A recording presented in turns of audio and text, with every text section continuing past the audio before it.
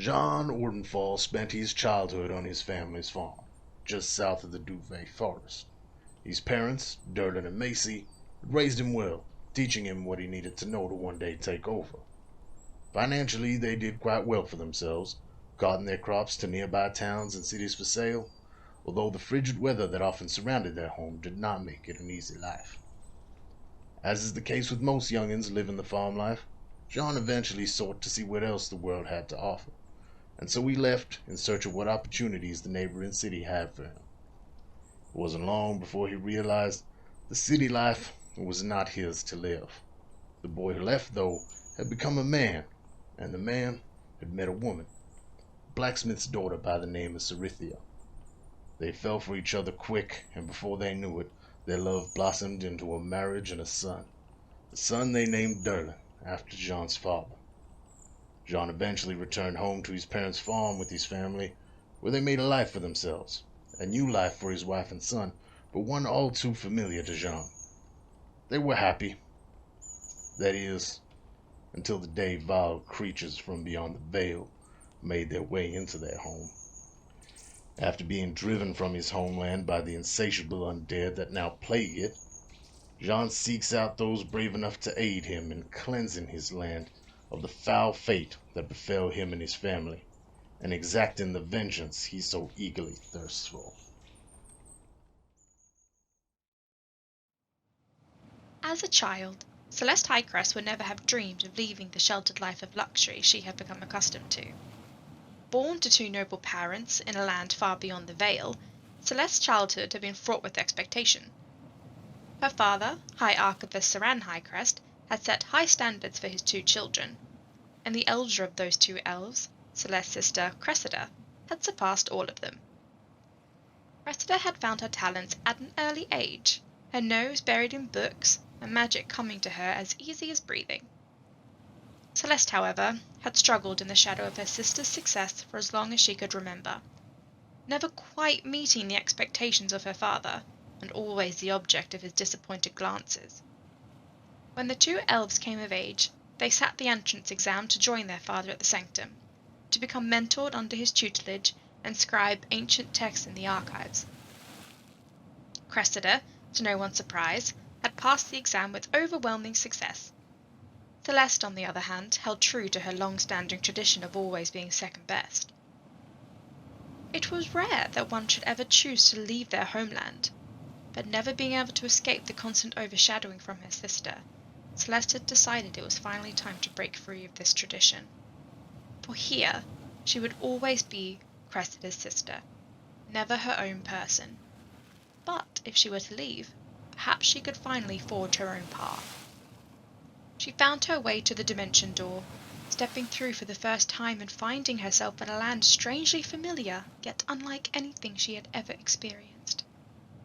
She boarded the first ship she came across, bound for the kingdom of Quell, and spent years traveling these oceans between continents, desperate to find something worthy enough to bring home as tribute to her family. Until one day, the news found her. The door that she had stepped through to enter this plane had vanished, along with every other door that could lead her home. Now stuck, seemingly an entire universe between her and her homeland, Celeste is searching for answers, and some miracle that could lead her home again. Ingwe grew up in an exclusive, reclusive community of druids. His elders, ancient and wise, one of the greatest, his mother, was a great storyteller, and he grew up sharing their stories. While the community has very strict rules and customs and routines, each member is encouraged once in a lifetime to travel out into the world and experience the trials and tribulations, bring back their challenges to share and to tell the story of the world. D&D Beyond. Decides to go black out. There we go. Back again. Wow. Every Cool. time. Cool. Welcome Someday it back, won't be that. everyone. Don't know why. Welcome back to Monsters and Mayhem, to our normal campaign, Legacy of Darkness. I haven't said that in a long time. I'm But so nervous. I feel like I've been away for so long. I was the one being away this time. This is all my fault. I'm How to sorry. play D&D. How to play Dungeons and Dragons 101 for dummies. Welcome back. We have, I guess, 2 announcements, maybe 3. I'd say 3 announcements. So the first one is you should join our wonderful Discord community. If you are listening to this, it means that you like Dungeons and Dragons. We like Dungeons and Dragons. We should meet up. Join our Discord. Talk about food. Show pictures of your dogs or parrots or pets or... There was an awkward pause before dogs there. I didn't know which one to Of pick. your There's so many animals to pick from. I got a dog today. There we go. That was why I was like, dogs. Yeah, should I mention that? No, I didn't need to. Okay, and there we go. Is it like babies where you're not allowed to say, like, it's not Facebook official yet, don't tell everyone? No, you can tell people that I You can do it on our Discord. No matter what. Grandma's watching. Don't tell anyone. No, we can definitely say that. We're not married yet. On our wonderful Discord, you can also play some computer games with some of our cool people, or you can come and join our Tuesday night fun game nights, where we usually play, I guess it's Fall Guys mostly, and Among Us, and all those other cool games where you get to kill me, apparently. It's just that's what Laura did last time. Nothing personal, Tom. Just to Just get back at business. you. Just all that resentment for killing me all those times in game. I never killed you, really. Anyway, you can do that, and there's a lot more cool stuff on our Discord as well. That is our first announcement, I'd say. Second announcement is that we have a birthday coming up soon, and we're going to do some really cool shit for that. That's the end of that announcement, because I cannot disclose anything else, or I would have to. It's not my Kill you. birthday. Actually, it is my birthday. It is your birthday. What? Not It's my birthday today. next 2 weeks. 2 weeks. Oh, Me too. That's why I got a dog. so everyone has a birthday in 2 weeks, except for me. Fair enough. And last announcement. My name is Tom. I'm the producer and dungeon master of Monsters and Mayhem. And if you have more dice than technical issues, I'm pretty sure we haven't used that one before, you come to the right place. Anyway, let's Do jump we have into more it. dice than technical I was issues? going to say I'm in the wrong place then. Yeah, it depends. It really depends on who you are. I think. Well, technically, I have more technical difficulties, so maybe it still can't. Anyway, last time we played is a few weeks ago now. Something rather interesting happened. You went to have a short little stopover, visit Sean's family, his sister and husband, and a newborn child, and also found that Sean's mom was there, which was also a really nice surprise. What was not so much a nice surprise was in the middle of the night, you were attacked by what seemed to be a 3 meters tall black werewolf that had seemingly traced meters back to his house and was specifically targeting him for whichever reason.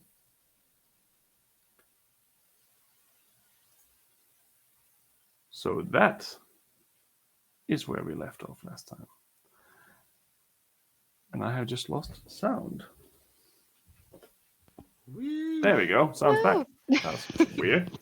Just have to twist all the cables. Alright, Anyway. so it's like we need like a scoreboard, like technical difficulties, and just tally them up each. You jinxed it. Days You'll without never issues, start with 0. technical Anyway, I don't know what happened. Anyway, that happened, and after that happened, you didn't get a lot of time before Langdon Steelsinger once again showed his face and decided to question you about situations that you may or may not have been part of. And that's pretty much where we left off after the guards had left and you had been offered an envelope with a little golden panther and the very short instruction to go to Crackwalm and see an individual known as Cillian.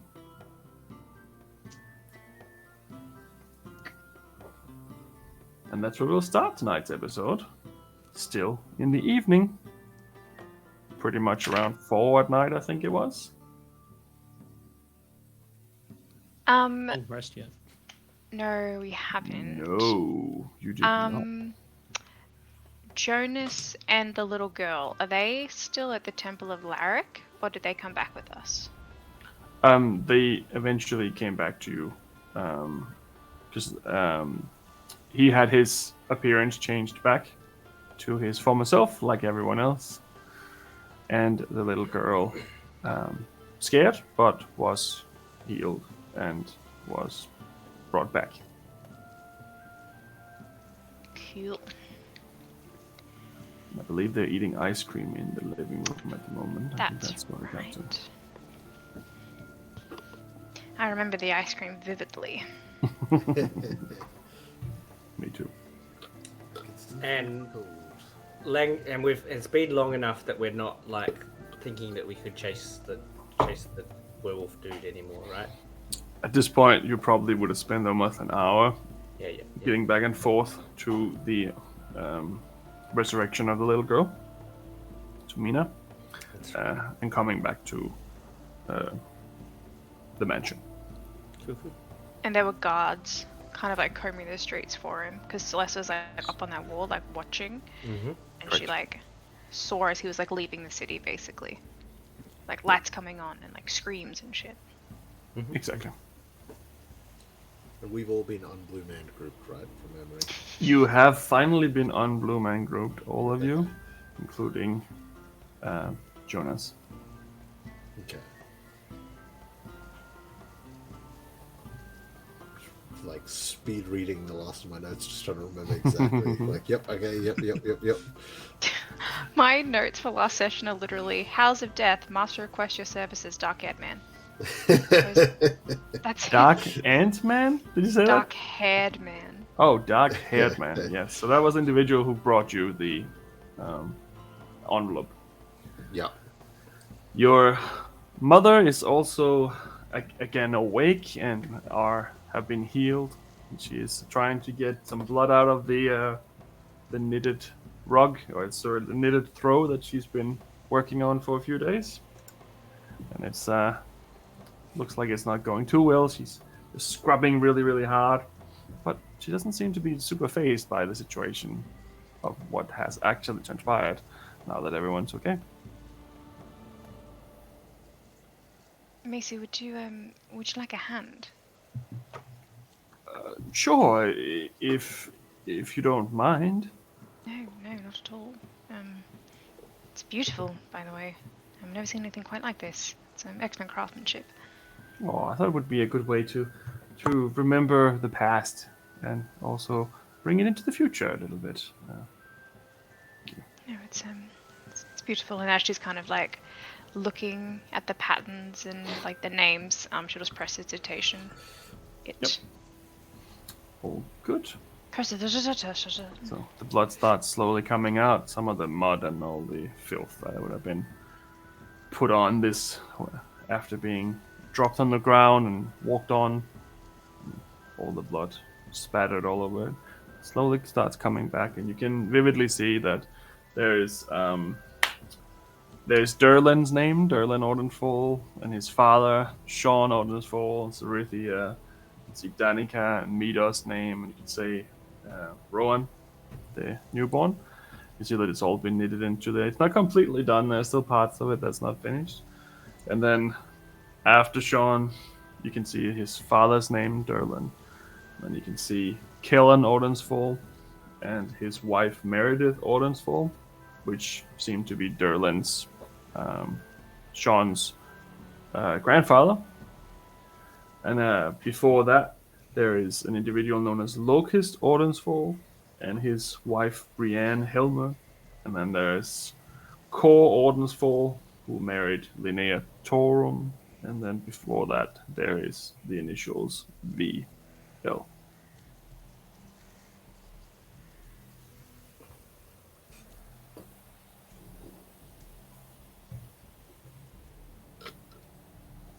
So it's the last. 1, 2, 3, 4, 5, 6, 7 generations. VL with the initials, correct? VL. VL. Bumblebee. Damn, Macy's got good memory.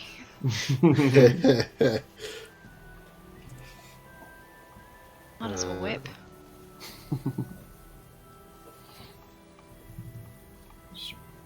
Okay. I imagine John at this point as well would mostly just be still pretty on edge and just keeping an eye out the windows and then pacing around a bit and looking out one of the doors and just looking about, making sure that there's nothing that's drawing too much attention, nothing too suspicious, nothing odd climbing across the rooftops in the distance. He's not really engaging with a lot of people. He's like looking out into the distance and then looking at people and making sure they're okay and trying to assess them and then looking back out into the distance and that, but he's not really engaging too much at this point. Right. Make a perception check. Huzzah! I've already forgotten my perception bonus. Been 11. too long. Yeah. 11. You don't seem to take notice of anything in particular that's out of place. The guards outside are obviously causing a bit of a visual presence, so there's people that are confused as why there's suddenly that many guards, and they're like trying to ask some of the guards, but they won't say anything. People walking by very late at night, coming home from work maybe, or starting to go to work if they're bakers. But nothing seems to be standing out as crawling up and being dangerous. Yeah. Okay.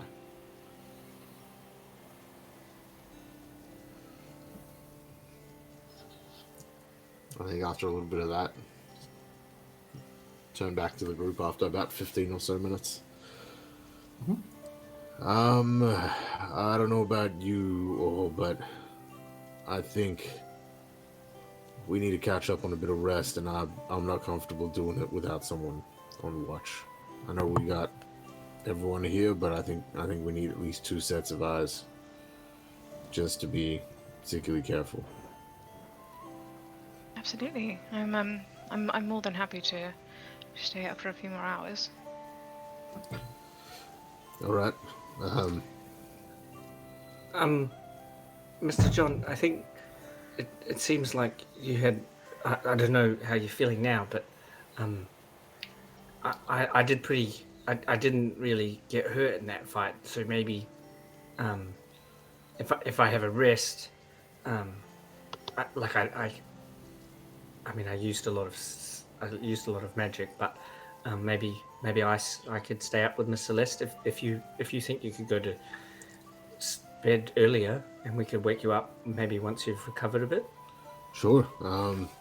Yeah, I thankfully, because of all your magic, I'm actually feeling pretty good. So, but I'm happy to try lay down first, and then I'll get up hopefully with a clear mind.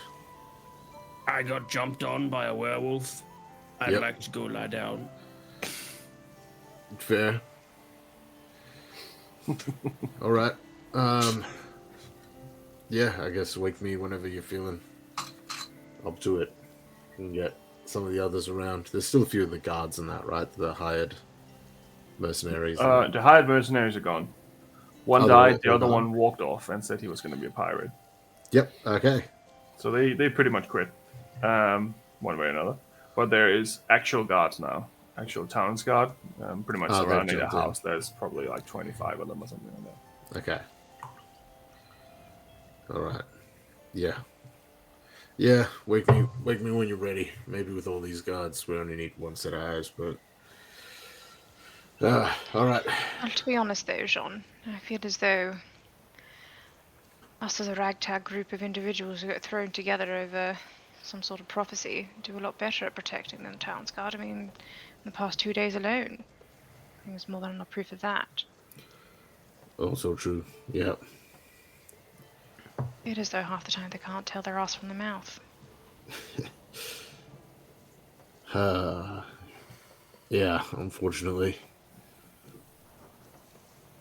Alright, I don't know.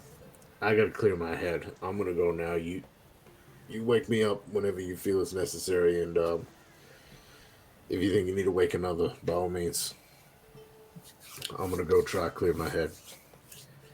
I might come with you, Dad. I'm gonna have a little bit of a lie down too, I think. Yep. Sounds good. How you feeling after all that? I'm great. Feel dizzy. Probably gonna get a cool scar, but other than that, I'm good. I barely saw you through any of that. It was just pretty much arrows flying from the shadows. All I could see. How Yeah. did you get that scar on your cheek?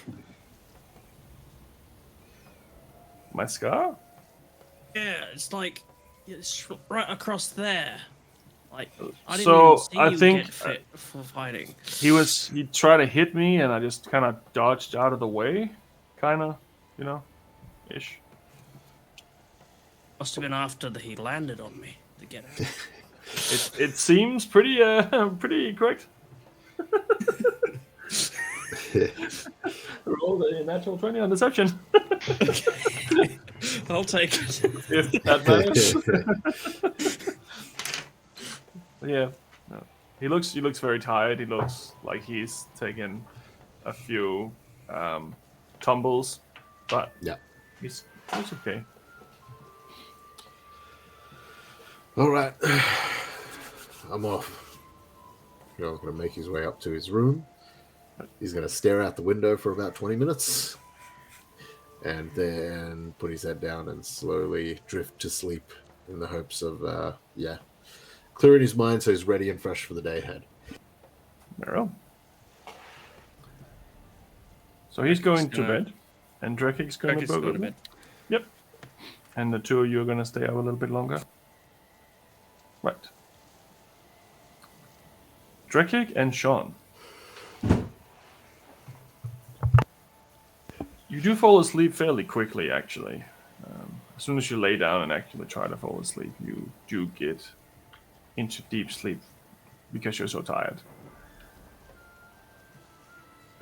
But it's strange. It's not quiet. It's not like you have dreams. You hear this, like, it's almost like when you have a floorboard that's squeaking.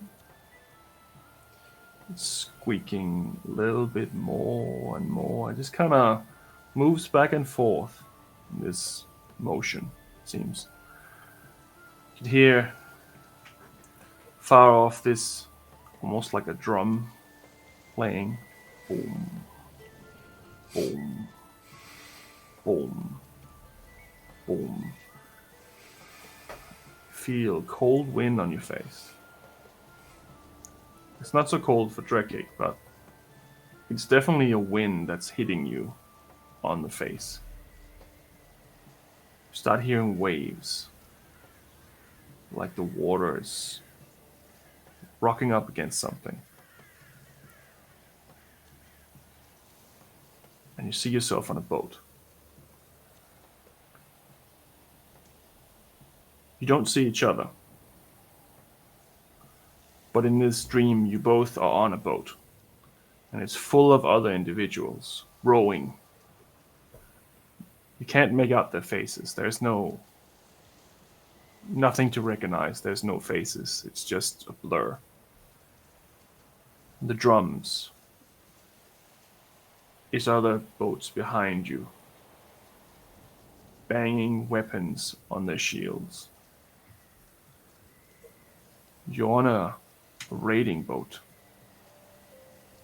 going towards something that's on fire. It looks like a city in the distance. Some city on some island. And the waves get stronger and stronger. And everyone around you seem to pretend to know you. You know you have no idea who they are. And both of you hear a voice. My children, Soon, we'll be dishing out some real damage. To glory. And the remainder of your sleep fades into just darkness. And you have a good night's sleep. Celeste and Ingwe, you have not gone to bed yet. What are you up to? I think that while some of the shenanigans were going on, I'm going to clear. I cast the spell Erupting Earth, which actually throws earth everywhere. So I'm going to spend some time cleaning that up. Oh, I think Jonas has probably already tried to beat you to it, but he's been very firmly placed on a chair, as far as I remember. But also, I want to find all the other dead. Like as I'm going around, I want to gain some knowledge around finding all the other dead people. And by dead people, I mean ants in the wall and mice and creatures that were in the space when the other creature attacked. Is there am I noticing, because I noticed that sort of stuff, that just everything is dead, or is there no signs of dead non-humanoid creatures? There's definitely flies that have died here and there. He did send out almost like a wave of energy. Yeah. You do find some dead mice here and there. So it does seem like it affected pretty much anything that was alive. It wasn't specifically humanoid. What about plants? Plants? It's a little tricky to see because the majority of the plants that is here is out in the garden. Yep. And he also with outside of that kind of range. They would have been probably outside of the range. Yes. I'd say that because of where he was, I'd say that you could probably see some signs of the grass being almost scorched. Yeah. In a way. But it's on a very small level. It's not like it's just blackened. But you can definitely see that the outskirts of it does seem like it has taken some kind of damage. Yeah. And because of who you are, you would remember if that had been like that before. And last time you saw it, it definitely wasn't. Yeah. Yeah, okay. So, quite clearly, if I'm cleaning, is and trying to notice and trying to just go back through what happened, do I recognize the magic? You recognize that it's definitely necrotic magic. Yeah. You haven't seen this type of magic before in the way that it was used. Yeah. But magic itself is built on different elements like fire, cold, and necrotic energy, and you understand that there's many things you can do with that type of magic. Yeah, okay. This specific application of magic you have never seen before. So normally abnormal thing. Great. This world's messed up. Yeah, I think I'm gonna do that for I think I'm gonna stay up till quite late, and then unless Celeste kind of bothers me, just really pay attention to the surroundings, get a sense, and then be sleeping in till the time Celeste usually sleeps in. So there'd be a weird crossover where normally Ingwe gets up very early in the morning and tries to do the go to bed late thing, but I'm going to try and make it so that Jean and Drekik have long rested before I wake John up. Correct. Okay, that's perfectly fine. We can definitely do that. Yeah, so that means we'll throw away the day tomorrow. Oh, not necessarily. You'll probably wake up around 2-ish or something like that, latest, I'd say. But if there's action in the morning, then I won't get my long, I'm prepared. Well, that's fine. Celeste, what would you like to do? I am going to get Mina and ask her if she would like to go to bed or if she'd like to stay up with me for a little while. She would like to go to bed at this point. She's exhausted as well. So I would go and put her to bed and kind of tuck her in, tell her a nice, happy story, and then kind of sing her a little song of rest as she falls asleep. So that'd probably take me half an hour, 45 minutes of doing that. Okay. And then I'm going to go around the house, similar to Ingwe, I suppose, but not looking for signs of like death as such, but more signs of damage.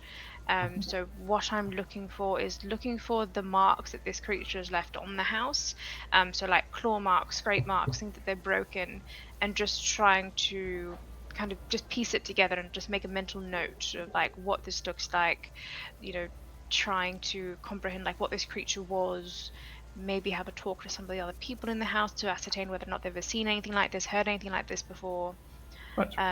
And also make a note to go and buy silver weapons once everyone is awake after seeing what happened at the top of the stairs. Right. Make a investigation check and an intelligence check. Oh, good thing I'm so smart. I'll do my intelligence first, because that's just a straight +2. Natural 20. What? I just got a natural 20. Jesus. Okay, I'll take that one afterwards. Let's do the investigation one first. Roll an investigation check, please. Jesus Christ. Investigation is... What's investigation? +3. It's a 9, 10, 11, 12. 12. Okay. So you find a few things. So the soldiers have obviously taken the bodies away to the morgue to be investigated and such. But the individual who was going first down the stairs, he reached into the kitchen before he was killed. But it looks like it's very clear to see that the claws of this creature has simply just swiped at his head from below and up, and has just taken off his head. You can see the blood spatter is very uniquely distinguished for someone who had all their main arteries just severed in one go.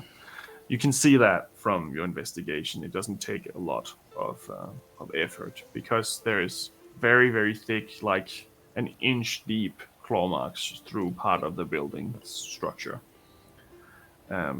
If possible, as well as part of that, can I take out some paper and pencil and make some rubbings of the markings on the wall, just so I've got a reference of them in my notebook? Sure, you can do that. That's not hard to do. One thing that you were not told was that one of the other servants was actually also killed.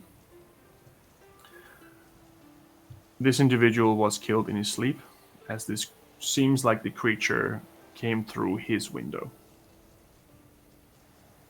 and killed him while he was having a nap in the back room, where the kitchen extends onto.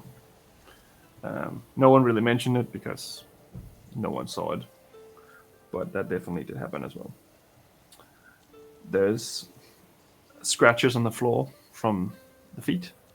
There's a place where some of the floorboards have been slightly broken from it jumping down from the staircase onto Dreki. There is arrows sticking out of the walls here and there, of course, from all the misses and such. There is a few drips of blood, which are more purple than red. Dark purple, almost black. And they line up with when you started attacking this creature and where it was attacked. But not necessarily with every one of your attacks. It seems like some of you probably did more damage to it than others. There is a big spatter of blood on the staircase going up, where it was shot in the throat. And the blood itself almost have a shine to it. Like when you see like petrol in the water, you have that shine on the surface. It's a little bit like that, almost rainbow-like. When the light hits it, you can see that there's more than just one color in this blood. It's just a mixture. Kind of like an oil slick. Yeah, pretty much. So that's something strange going on with that too. And with your intelligence check, you also now realize two things. The guy who went into the kitchen already had a silver weapon.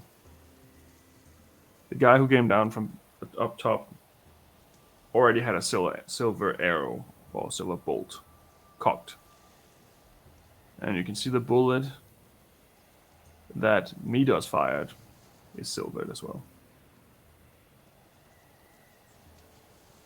So it must mean that they knew what this was, or was prepared for this, at least, before it happened. What that means is a little hard to tell. And the blood splatter on the wall from where the werewolf was shot is the only blood splatter that I can see that has that oil slick feature. No, it's just the only place where there's a lot of the blood. Okay. The rest of the other is more like drips and such. It's a little harder to see, but this, you can definitely see this spatter, because that was a big hit. Right.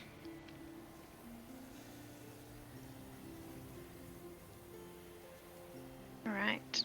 And as I'm going as well, I am just going to, as a note, where there are like gouges in the wall and things like that, or like furniture that's broken, or like carpets that are torn or whatever.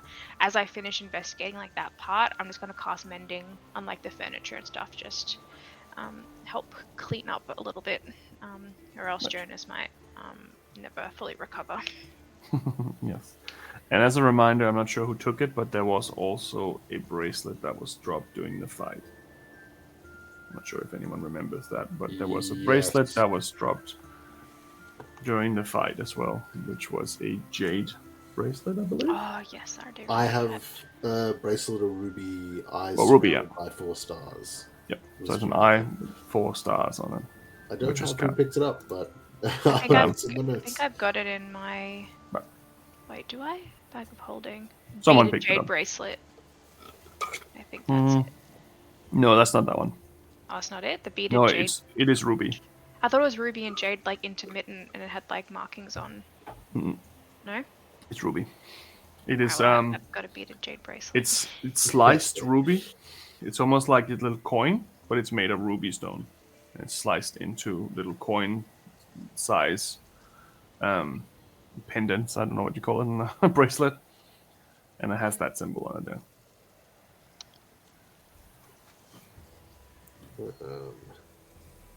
Just wanted to add that. Now you have a natural 20. Just in case someone forgot. I don't remember who picked that one up. That's okay. I don't remember where I got a beaded jade bracelet from. Maybe that's it. I don't know. I don't remember that. Is there anything else that you would like to do? If no one objects, we can just say that I've got the bracelet, or does someone specifically remember does someone remember having it or picking that up? Nope, I don't I'm think up- anyone I'm up with you. said it either, so you can say that. Plus, being the carrier of the bag of holding, I feel like occasionally it's just like, I found this, here you go. Found this, here you go. I don't think anyone specifically said they picked it up, but I'm sure that someone would have. Alrighty. Well then, I'll just cast Identify on that one. Wait, actually, Identify. Oh yeah, that's right. Yeah, I'll cast Identify on it. It is Just not in magical, case. but it is extremely ornate. Someone slicing rubies into small chips in that sense takes a lot of effort. Alrighty. Let me just add that in, and then that'll be it from me. So that'll probably, if this started at 4 a.m., I would assume that this would take us through to like about 10 a.m. Like I'm talking like a couple hours. Celeste would be like doing stuff. Yeah, that should be. Whether or not Okay. Ingwe goes to bed before then, I don't know. That's up to you. So I think Ingwe is going to stay up for 8 hours. So whatever time that is, I can't remember what time it was That'd be when like we had the midday. battle. It was 4 when the battle ended. for, yeah, so like 2 in the morning, I'd be finished. No, 4 a.m. 4 a.m. Oh, so we're It like, was middle of the night this happened. it was the middle of the night, we woke up in the middle of the night. That's right. Oh, yeah, so Ingwe's just going to stay up. Okay, I understand what's happened now. Can It was like 2 I, a.m. Jesus. can I in that time have a short rest? Yes, I'd say that's perfectly fine. You can definitely do it. Okay. Is there anything else that anyone wants to do? Or do you want to go to bed and wake up at your respectable times? So Celeste might go and find Ingwe wherever he's chilling. Say, I think it's time for you to get some sleep, Ingwe. No, it's the morning. I'm good. I think that you need to rest. You do look exhausted. Yeah, I should probably go wake Drake up. I've got some things for him. Right. Just make sure you get to bed, right? Yeah, no worries. And then I'll go upstairs and just give a knock on Drekik and John's doors as I pass them.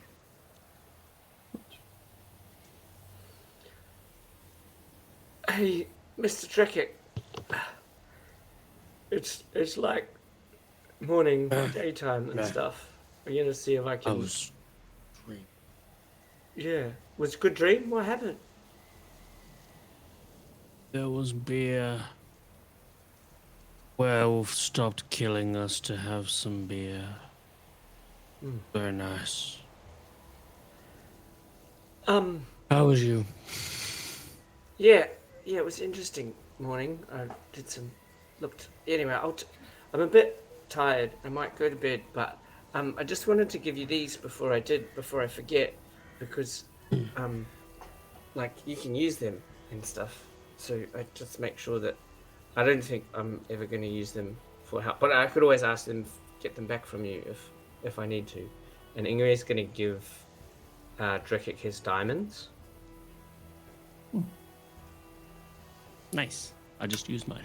Yeah. So I've got 2 that are listed as 10,000 GP diamonds, and it's not correct. So I'm going to delete Fucking mine hope not. and put your. If you just put, I think they're 300 or 500, whatever it is for. 300 of them. That's the diamonds that I just gave. Jacob, you and I should never be in charge of inventory management. We're all over the fucking place, you and I. What are these things? That's so funny. That's funny. Thanks. Cool. This is I just used the last one. This was handy. Yeah, well, Thanks, you know, Ingrid. if we need them, and if I ever need them, I'll Oh yeah, like I can just toss it to you at Yeah. any point. That's fine. Yeah. But I mean, I'm probably not going to I could do that. I feel like you and I are like have the same things ready to go, and I think I'm not going to have the same things as you ready to go anymore. I think you're really good at what you do. I always have it ready to go just in case. Yeah. So anyway, I think yeah. You're so good at healing people. Oh, well, I just the right thing to do. Yes. Yeah, me too. I don't mean it like that. I don't want to stop healing people. I feel like we're a team, right? And so rather than like you healing people and me healing people, I'll just let you heal the people, and I'll maybe like turn people into animals. You'll like- the big animals and smash, and I'll Yeah. heal the people. Yeah. Does that like because Yeah, that makes sense. That's good. yeah. Right, That's anyway. good sense. I don't think it does. Good teamwork. But I haven't slept, so maybe. You sleep. It was great. I had a sleep just then, and it's much better when there's no werewolves attacking you in the middle of it. I'll tell you that. Can I ask another a favor? Yeah. I think I'm gonna struggle to sleep now Can I? Oh. Do you have a drink that I can drink? Drink. I Like see. Some I alcohol. do not have a drink. I don't think. Run out of do you think alcohol. No, I'm out. Why will you struggle Nah, sleeping? it's just daytime. There's a lot going on and stuff. Anyway.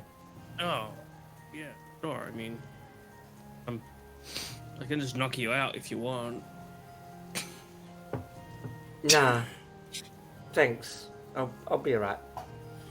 So no, it's 12 o'clock at this point. Yeah, it's like midday, right? Yeah. Mm. Anyway, catch you later. Hey, bye. Have good luck. Borrow the tent from Celeste if you need some shade. The little one.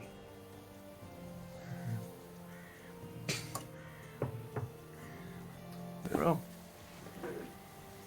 And Celeste, you're going to bed as well. So Sean and Drekik have been woken. Yeah. Sean's gonna head downstairs and he's gonna start making, I guess, brunch for everyone. He's gonna take, he's just gonna go through the kitchen. If Jonas is up, he's just gonna find out where everything is and get Drekik's hand, if possible. Just helping out with a few gonna come things. down and help. Yep. Your mum comes and helps as well, and so does Jonas. Just trying to cook up a feast so that people get up and it hopefully takes their mind off of everything. Just, something to just focus on instead of whatever else it was last night. And yeah, just put together like a massive feast and hopefully have it all ready by the time everyone's up. You can hear the town crier outside just walking back up and down the streets. One of them yells, "Oh, another attack! The Alleyman Slasher has once again failed. Multiple witnesses seen a dark creature lurking in the shadows. Exhibits of art on display, final light only." Excuse me one moment. And Drekik's just gonna walk outside. He's like, "Oi! Trying to sleep. Shh! Right. Creatures of darkness everywhere. Go He walks cry over there." He's All gonna walk right, back it's my inside. job. I'm expecting Draken to run up and be like, "Tell us what you know." No. It's just like, "Hey, shut up!" No, Ingwe's just confided in him. He's gonna have trouble sleeping. Drekik's gonna be trying to make Ingwe have the best sleep possible. Shush! Shush, everyone! So, interesting note. When you leave and go back towards the house from pushing him away or telling him to go off, you do notice that there's an individual who's looking at the house, who's writing down little notes. Looks like a half-elf. He looks like he's has blondish, half-long hair. He's well-dressed. He's just writing something down, or maybe he's drawing something at the house, and he just sees you and he walks off.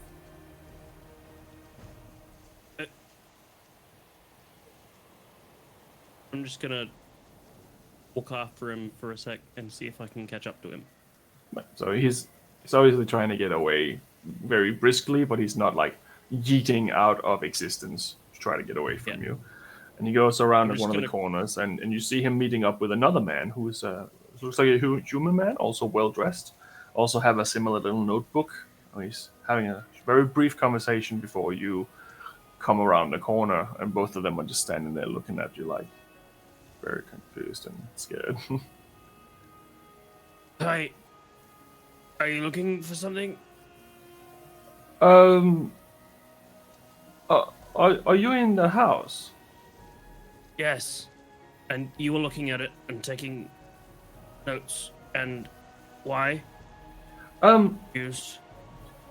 My name is Alan Cork, and this here is Matthew Needlepin. we are reporters. We write for the Good Night Fortune Press, and we just heard a lot of interesting things were going on in there. There was guards outside before the attack, so we were just curious to know what happened. Oh. Well. We'd love to do an interview with you if you have the time. What is your profession? What is your name? It's an interview. Yes, we can probably put you on the front page if we have a chance. Oh. We can make you quite famous. I'm not good with pages. That's okay. We'll take care of the pages if you just give us the words. I'm not good with words either. No, reading's not my strong suit. We can deal with that. What happened in there? Was it a dragon, or was it a hydra? In the house? Yeah. Oh, we're all just trying to sleep at the moment. It was a big, tough night. Right. Okay. What happened in there? Did you fight great evil? Yeah. You can say that. It was great. Pretty sure it was evil too. Okay. What was it you were fighting?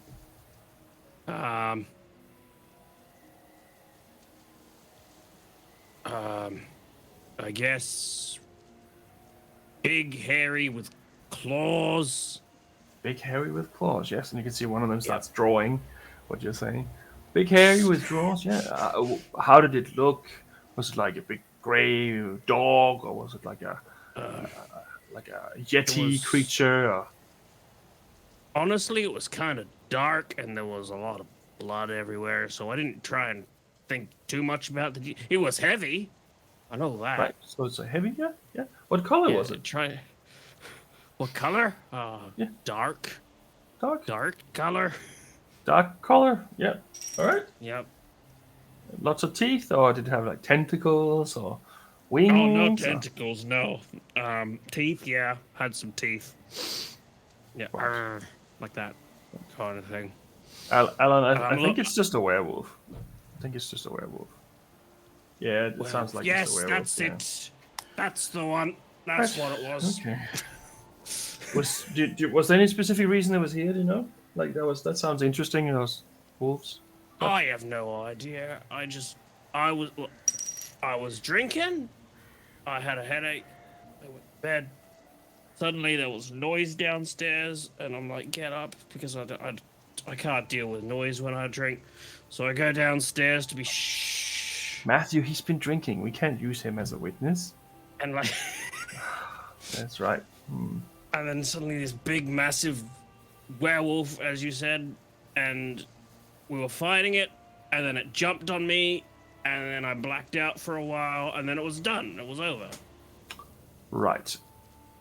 Thank you. We have everything we need here. And you can just see him just crossing out the drawing and then just walk off. Right. Pleasure doing business with you. Yeah, you too. Good luck with your werewolf. Try not to spy on random houses in future, though. We're just doing our job. We weren't trying to go in or anything. All right. He was useless. Yeah.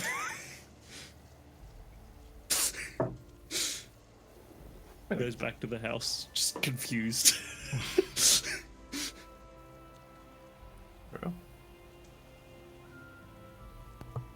Hey, Sean. Back. What'd you pop off to? Well, I was scaring off the town crier because I wanted Ingray to sleep, and there was this fellow taking notes about the house, so I just followed him down an alley. I didn't go too far, obviously, because scary things, but just wanted to see if he was up to anything nefarious, and they were like, oh, we just want to take notes about what happened last night. And I tried to tell them what was happening last night, but they didn't seem too interested, so they left. They were just a couple of randoms taking notes? They said they wanted an interview. Remember what they looked like? There was a half-elf, and there was another one that was sort of another one. Yeah, look. Yep. They weren't really much of a threat after I caught up with them, so, sort of Tried to Right. leave. All right. You don't think they're a threat? I'll take your word on it. Just not really liking the idea of anyone wandering around here, keeping an eye on this place, and we don't know who they are or what their motives are. Yeah, I got think a they nod wanted to deal. write about last night and put it in the paper or something. I didn't tell them anything, though, apart from that. Well, they figured it was a werewolf already, but they started crossing out everything I told them after I told them that I was drinking the night before, so Where? I don't think they liked it. Nope. I'm a sending stone.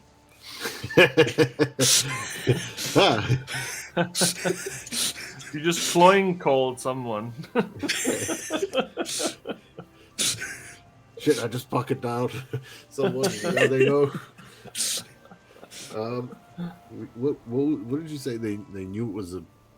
They knew where the wolf was. What?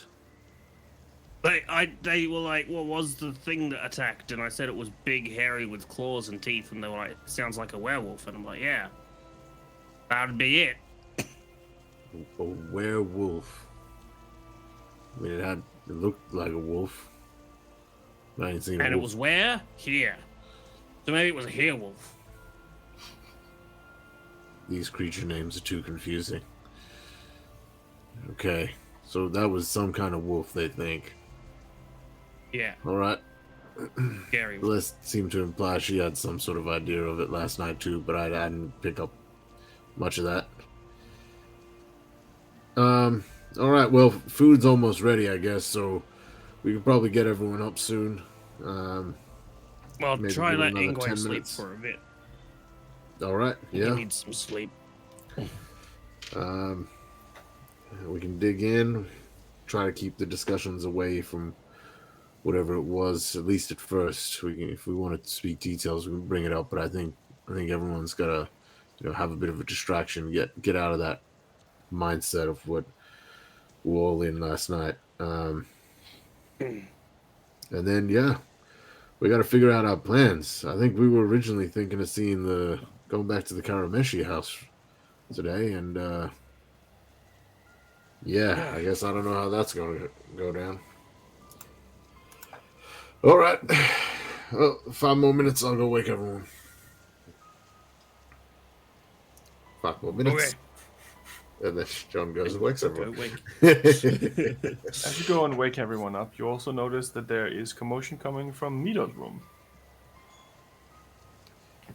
John's gonna pull a nosy brother and just listen for a moment first before doing anything. It seems like someone's packing. Seems like someone is putting stuff in bags. Just gonna gingerly walk up, like as though I heard nothing. Just, hello in there. Hope you're all Yes. awake and decent. Who is this? Jean, I'm around to let you know I made food for everyone. There was a big old meal downstairs ready to go. Right, I Who will else got inform Midos. Thank you. All right. Do I recognize that voice? You did see the doctor, who was Yes, the guy who also yeah. fired the crossbow. He's Okay. never left Midos' side since Yeah. the incident. All right. Send everyone down. There's enough for all. You, my sister, everyone. Right, I will get them down. Thank you, Sean. All right. Does he just speak through the door, or does he creak it open and look through? No. Okay. Sounds like he's right on the other side of the door. I was just Yeah. talking to him. I'm just gonna take 1 or 2 steps away, and then just 2-3 steps on the spot, just getting quieter with each one, and then just stop and listen for a bit longer, just to make more than anything to make sure everything's okay. Let's make a stealth check. Okie dokie. It's not a winter snow by chance, is it? No. Oh, I shouldn't roll 2 dice then. Hang on, 1 dice.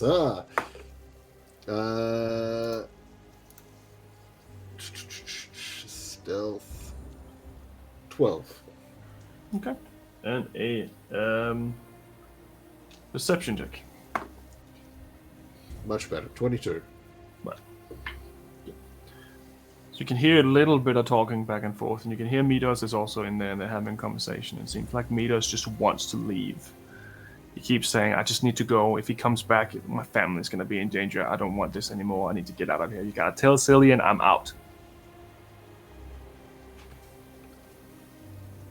Okie dokie. And with that, I quietly take the next couple steps until I get to the end or closer to the next person, and then carry on until I go down. Right.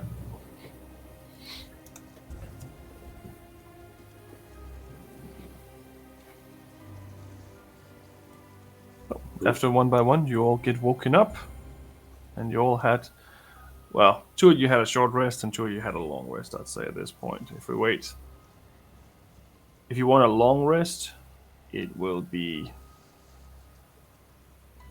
8 o'clock in the evening. Celeste will gladly skip breakfast and sleep until she gets a long rest. Right. So you, how Everyone long do comes you and need? harasses her. Sure. How many hours do you want to sleep? That's the last. 4 total. 4. So that's until 4. What about Ingwe? You need a full rest, or did you only want a short rest? I definitely want a long rest, but I'm. If the party decides to go somewhere, but I'm happy to miss the planning stage. So once Celeste gets up, if we were like, come up with a plan, I will not be part of the planning stage so that I can get a long rest. Right. So I'd say that Celeste, at this point where they wake you up, it would have been 4. But there's still another 4 hours to go for Ingwe to sleep. And you'd know that, so you stop them from waking him up. So for now, everyone who is awake are brought down to a 4 o'clock brunch. This includes Jonas, Macy, Danica, Rohan, and also the doctor, and Midas. And when Midas and the doctor comes down, they have 4 big bags of clothes and various items packed, and they are ready to go. Does it look like is Danica not fazed by this? Like she knows, or is this a surprise to her as well as they come down like that? She looks slightly uncomfortable by the situation, but it looks like they probably would have had this conversation before this happened. Okay. What's going on, Midos? All packed up? Well, I just think that if this thing came from me last night, it's better that I'm very far away from all of you. I'm sorry I brought you all in danger. I wasn't really conscious when I was brought home.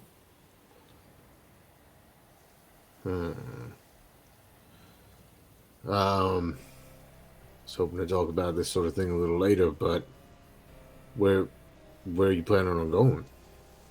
I think it's better if you don't know. And you're alright with this, Danica? I'm not alright with it, but logically, it did come for him.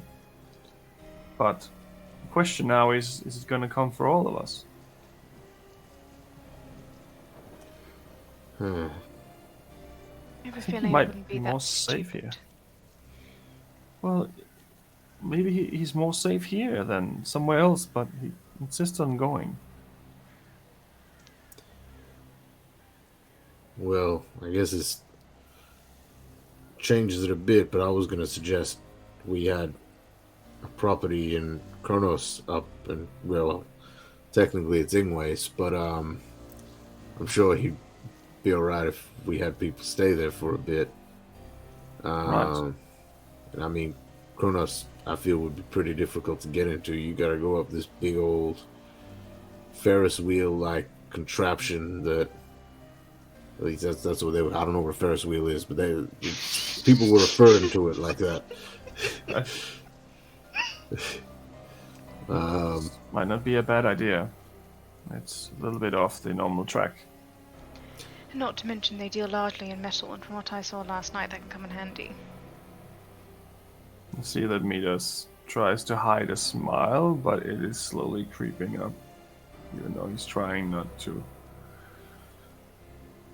Yes, would appear so. Yep. Do you guys want to fill what? You did mention something about silver last night, but what? I don't.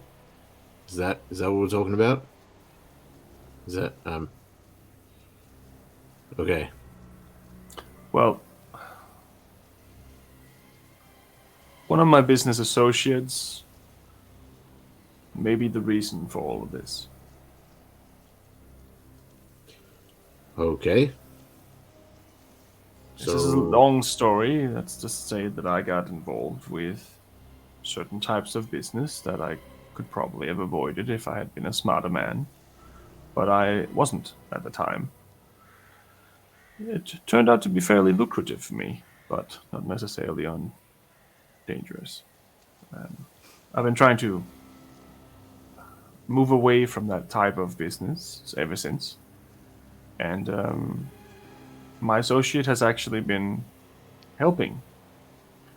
Unfortunately, we also recently discovered that several of his associates were being hunted down and murdered by this alleyman slasher. Young woman not so long ago was found robbed, which was one of my associates.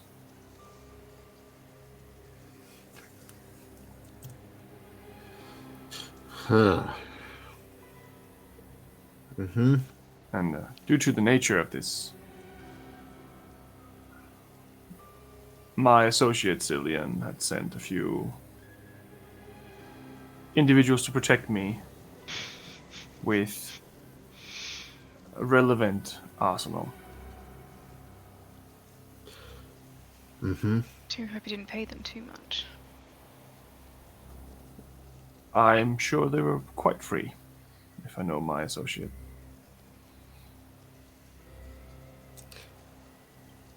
So you think that these dealings is what brought this thing on?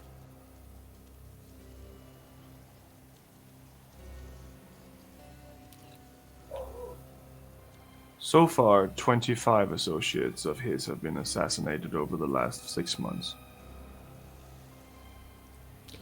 Quite a crime spree.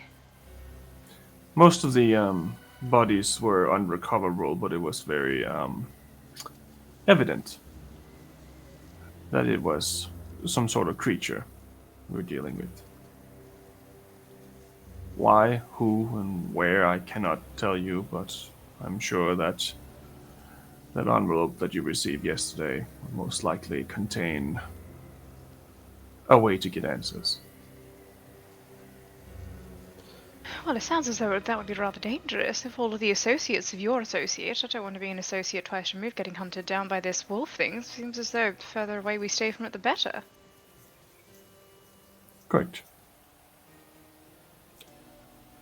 That is my thought exactly, but it didn't quite bring me much luck. So you believe this thing to be an enemy of your associate, and due to your dealings with them, you've become their associate as Correct. such a target. Guilty by association, I guess. Yes. And this individual is the one you mentioned with the card. Yes. I believe he is an associate of Tam's as well. All right. Cool. I'm gonna just excuse myself for a moment, take a walk before I throw something across the room. I'll be back. John's gonna go outside, and he's gonna throw his axe a couple times at that fucking tree. You just see him trying not to say anything. He's like, oh, it's $1,000 fucking tree. I just had replanted. Midos, if you are very intent on leaving, I was hoping to leave this for a later date. In the background, just like the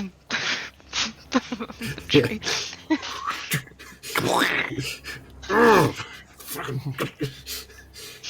I was hoping to leave this until you had well recovered, although it seems as though recovery would be difficult in your state. However, I was wondering if you might give me a description of the man who attacked you. The only thing I saw was what you saw last night. So you don't know what they look like under other guises? I don't know if they even have a guise. All I know is that I heard stories of werewolves. That wasn't a werewolf. That was something else. I think so. I'm no expert, obviously, but from what I've been told, that didn't seem normal. But what do I know? I make money. I run businesses. I don't know anything about fighting anything. I couldn't even hit when I had the chance to protect my family. You're certain that you're telling us everything that you know about this creature, your relation with him and your associate?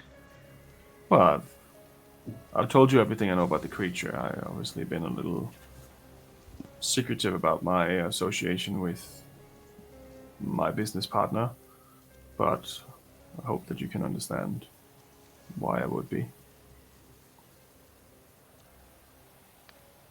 Well, if there's a connection, as you said, to your associate and this creature, wouldn't it be in all of our best interest to try and unravel that as much as we can?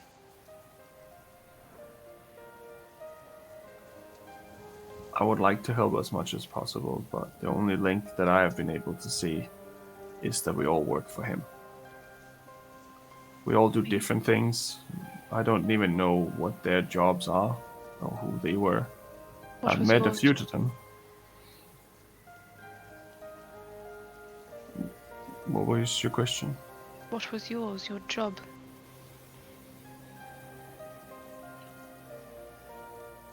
If there was some struggling businesses, I would meet with them, and I would offer them a sum of money to continue, but under the guise of whatever we need. Sometimes things needed to be stored in a warehouse. Sometimes something might need to be hidden in a bag of grain or in a bag of flour. But they got to continue their job. They got to continue their life. They still made money. They didn't lose their business. In that sense, they just ended up working for someone else. Property. Yeah, but we never threatened them. We never forced them. We just gave them an offer, and No, Midos, I'm not judging. I'm simply trying to understand. Please don't mistake my tone for judgment or disapproval. Everyone has to make money. Everyone has to make ends meet, and the way in which people do those differ. I know. I'm trying to make it logical for me, not for you. I wish I'd never been part of it. Well, Midos, everyone comes with a past, but one of the benefits of being mortal is being able to change yourself by stepping into the future. It's one of the great things about change. Yes, I think I probably do need to have a final conversation with my associate. These businesses that you acquired and the name of this associate? Do you happen to remember any of them? So many of them. Majority of them are in the northern region and the eastern region. There's bakers, there's wood shops. Most of it's ordinary businesses. I can give you a list if that helps, but it's going to be a fairly long list, though. It's right, I like to read. It'll be fine.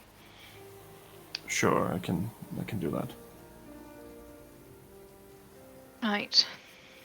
Well, it seems as though we may be travelling to this place to meet this associate of yours. Is there anything that you can tell us to prepare us for that meeting?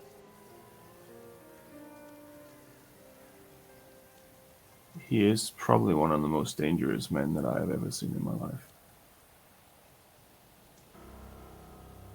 I would treat him with respect. Don't lie to him. It's okay if you say no to things, but don't say yes to anything that you cannot do. I've been fortunate to be on the outskirts of his periphery. I know other individuals have not. How deep this goes and how invested he is in you, time will tell. Appreciate the warning. My advice, walk away. Just as you did, Midos. Well, don't do what I did. Do what I couldn't. Appreciate the concern. You're different people than me. You have a chance of doing something with this, doing something different. I came from a different perspective when this started. I think I can safely say that most of us would have no intention of getting into bed with whichever bedfellow it is, this associate of yours. But I would be intrigued. I'd be lying if I said I wasn't. Curious. But I have seen the consequences. And I'm not a fool. I think I say that for all of us.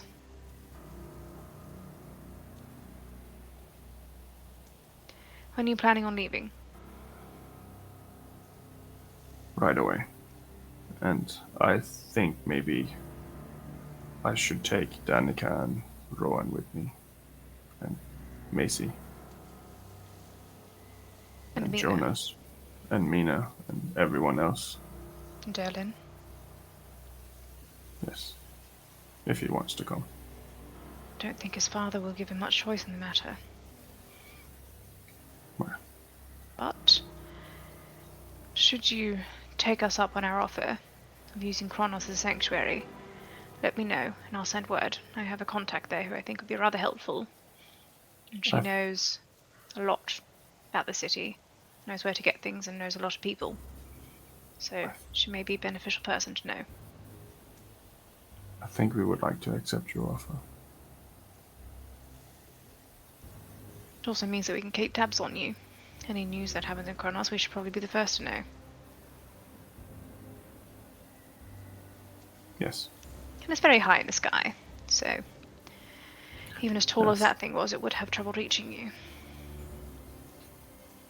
Thank you. That is oddly comforting. I'm sure that once Ingwe wakes up, he'll be able to provide you with the details, but I will send word of your arrival and have a friend meet you there. It's, We might start heading there very soon. It's a small house. It's definitely not as lavish as this. So be prepared. It's not a castle in the sky. It's more of a hole like a mouse. I think maybe that is better. And I suppose Macy wouldn't want to live with you anyway. She's quite independent. She'll probably find her own place eventually anyway, from what I've seen. I'm sure she will. Right. Well, I'm off. Thank you. It's been a pleasure. And I'm glad you didn't die, for what that's worth. Thank you. I'm glad none of you died either.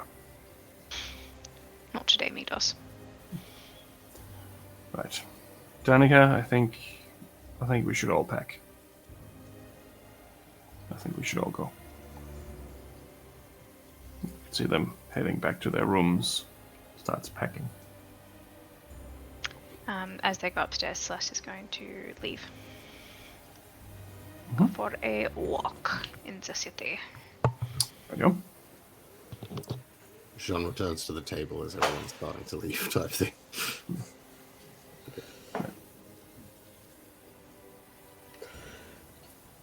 Hey, Jean, how you doing? Yeah, I just found out that apparently my brother-in-law was partly responsible for the danger that my sister was put in, but you know, people do shit sometimes. We don't know the repercussions. Take, for example, the thing that's dangling from Ingway's neck and what's inside. Yeah. I mean, that's all right to me. I just want to know what the hell he did to get involved in such a situation. Like, yeah, whatever. Everyone enjoy their Jean, food. what did we do to get involved in this situation? Nothing. It just happens. Well, I would argue nothing happened for you to get a situation. We touched something we probably shouldn't have, which in turn kicked all this off. Right. Yeah, that story, the thing we told you with the tattoos, where they came from. Yeah. Yeah. But, like, just touching it isn't really... Like, you just touched it. You weren't, like, performing some sort of dark and holistic ritual. Well, no, but it.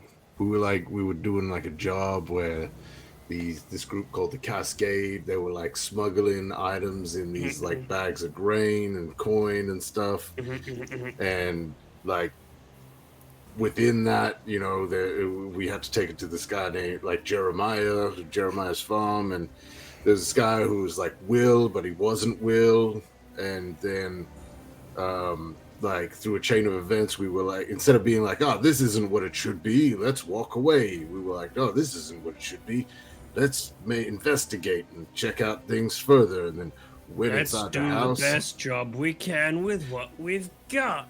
Yep. And then not your fault. You were just trying to be a good citizen. Well, sure. I guess. Yep. Meanwhile, I'm in this situation because I got a whole bunch of my tribe members killed. Yeah. Well, no. I don't know if that's why you got in this situation. You got in this situation. I was there when this happened was because I was about to be banished forever. But how do we know that this happened because you were there, or if it were to happen regardless? If you were the next to be chosen. And keep that in mind as well. We were present. We touched that thing. We were in the presence of that item when it selected us. You were chosen. When someone lost the tattoo, you were chosen. Of all the people in the world that could have gone to, it chose you. Your actions did not cause this tattoo, so far as we know. You were selected by some other force. What if we all were? I mean, what are the chances of you being in that specific place at that specific time to touch that specific thing? I feel like this is getting way deeper than it has, than Because then it comes down to, that comes down to every decision I've made prior, which in turn is a result of the teachings of my parents, which is the result of everything they had learned prior in life. And it's like this infinite thing that goes backwards. But this is all the result of your parents? No, Well- that's not the point I'm trying to make, Sean. Well, maybe none of us made any of these decisions and just fate is occurring as it would. Yeah, that's the point I'm trying to make. Fate's just occurring as it would. What if it's not his fault? It's just occurring that way because it's meant to occur that way. This shit is way beyond my level. You know what? Yep. Yep. I'm just gonna. I appreciate what you're trying to say. Yeah. And I see what what am I you're trying to getting say? Yes. I lost myself for a moment there. Sometimes people perform actions that intend good, but the outcome is bad. And there's nothing we can do about it. That's sort of the message I was getting. Like sometimes shit just happens. That's really good, John. Wow, I should use that. I think you. Right, I'm gonna take a note of that down in my brain. All right. If you want me to take a note of it down for you, just let me know. Oh, I can't read that anyway. Fair. All right. Sean's gonna start clearing the plates, just occasionally, like walking back, just like that. Yeah. No, never mind. Fair enough. Fair enough. Where are you going, Celeste? I am going to the market district. Okay. So the Mercury markets. I'm trying to find the map. The map is in the lore dump. Oh, is Should it? be. Where it says maps? That one? Yep. Yeah, well, Ah, That's I probably it. moved it there because it made more sense. I was looking in the other one. I got so confused. Alright, Alright. so we are currently in Silverstone, is that right? Yes, you're roughly around where number 7 is. It's a little further down, but yeah. Alright, cool.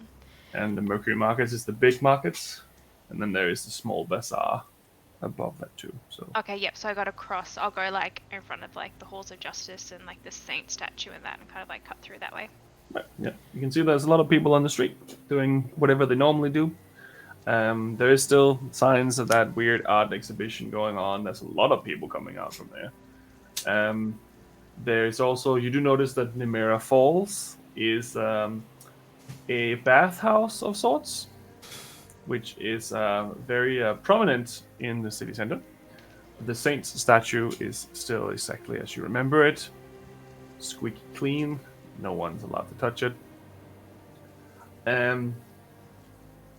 You pass through where the Stoneward Academy is and eventually into the Mercury Markets.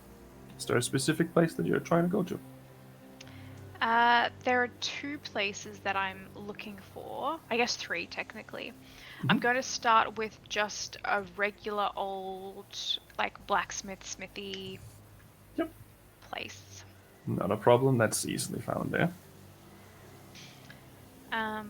So what I am looking for from here is a one-handed like mace, I guess. Kind of like a ball with like spikes on it.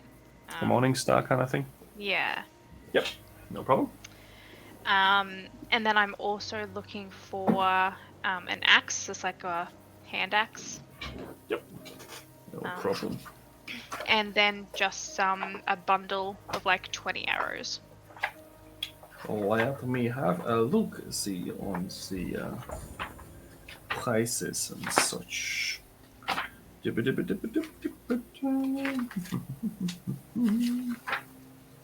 Morning Star. I haven't heard of any of them being used in a long time.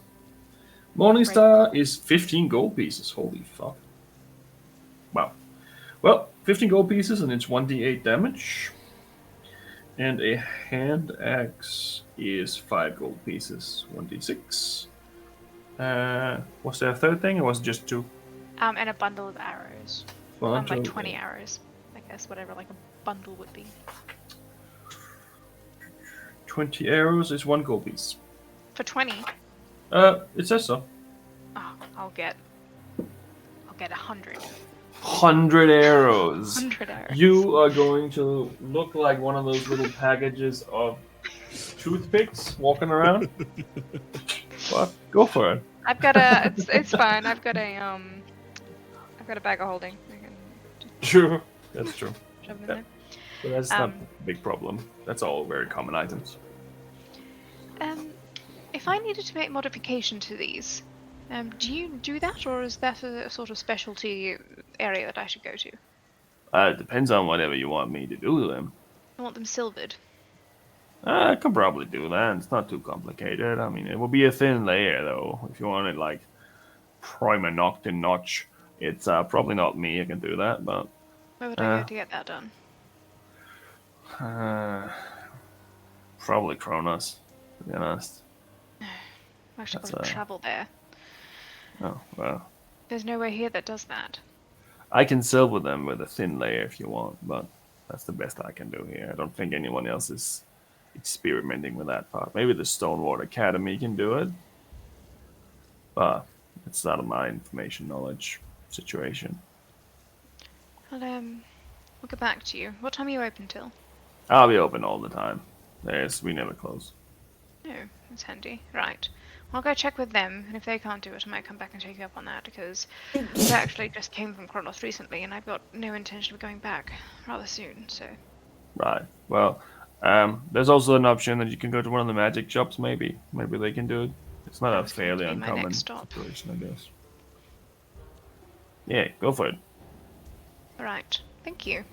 Nice. So, 25 GP. Right.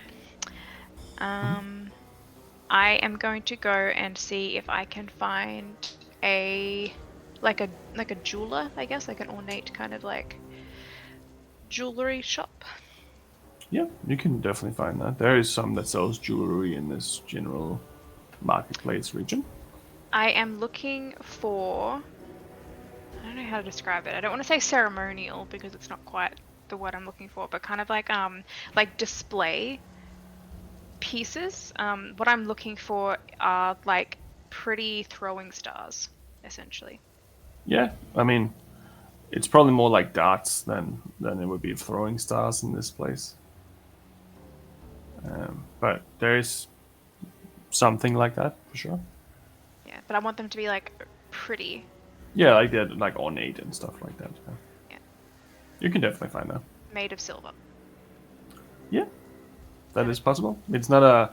It looks like it's more like a you play darts kind of thing, and they're like really well made, kind of show off. But Yep. it is definitely possible. What I had in my head, I guess when you're talking about darts, it kind of fits, but like almost like flowers and like vines and stuff. Yeah. That sort of like detail where it's like meant for like display and like show purposes. Yeah, no problem. You can definitely do that. I'd say that there is a small tent there that is called the Flux Adjacent. Cute. And there is a young man there. He's probably 16. And he seems to be half-elf. Seems to be running the little shop. And he seems to be having a lot of commercials for the Flux, which is the magic shop in town. But this is a place where he sells jewelry and stuff. Good afternoon. Hello there. I was wondering, how much would you take for these? How many are there? There's 3. How much would you take for these? Because they're made of silver and stuff. 20 gold For all 3 or each? each. Right. I'll take them. Do they work? Are they functional, or are they more for decoration? I mean, they're pretty for decorations, but you can throw them and they'll hit what you throw at them. That's what I thought. Right. I'll take them. Out of curiosity, do you offer customization of weapons at all if I wanted them to be modified? I don't, but at the Flux, Kina might do that. What was her name? Sorry, Kina. Kina, yeah. Right. They're where are they exactly again? If you could point me in the direction. It's number 44 on the map. Right, thank you. Good thing I have this map right here in my. I hand this out when you enter the city like a pamphlet, like when you go to a theme park. On the map. It is right above the Mercury Market. It is literally okay. on the other side of the wall. Perfect. All right. Well, I'll take these. No problem. That'll be 60 gold. There you go. Thank you very much. 2, 3, 4, 5. And then I will make my way up to the flux. What? So it's not far away, and you have actually been there before. I'm not sure if you remember. It is a big shop. It has like a big. It's almost like a you know those old school convenience stores in like a downtown Brooklyn from the 1920s with like big glass fronts and stuff. It's kind of like that. As soon as you open, it's like the whole room has like all these different sheets just hanging down from the ceiling, and it seems like these beams that are going across, they just kind of have this different coloration to them depending on where in the store you are. So when you look at it, it changes color and stuff. It's very cool. And as soon as you enter, there is this flying mechanical creature that flies over to you, which looks a little bit like a handball with 2 arms. What was his name again? BBEG. How can I help you? That's right. Oh, it's wonderful to see you again. It's wonderful to see you again. I was wondering if you could point me in the direction of Kina. She would be right over here at the counter. Thank you. Of course. My way over. Kina, is it? Yes. And you can see this familiar drow lady with a very trimmed buzz cut in the sides and like a almost mohawk style hair. She's just leaning up against the bar, just looking into oblivion, and then didn't even realize that you entered. Oh, yes, it's Kina. How can I help you, young lady? Oh, thank you. It's wonderful to see you again. I was referred here by your associate over in the flux adjacent. Oh yeah, Bobby, yeah. Bobby, yes. Sorry, I forgot to introduce myself to him. That's alright. I have a rather odd request. Yes?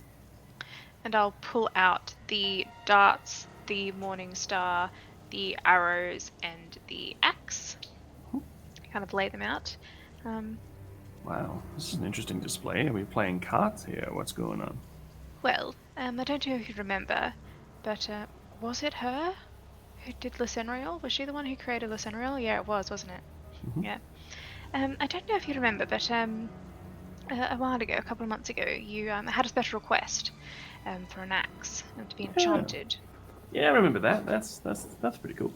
Yes, well, I was hoping that perhaps you would be able to do something similar with these items. Not the same sort of enchantment.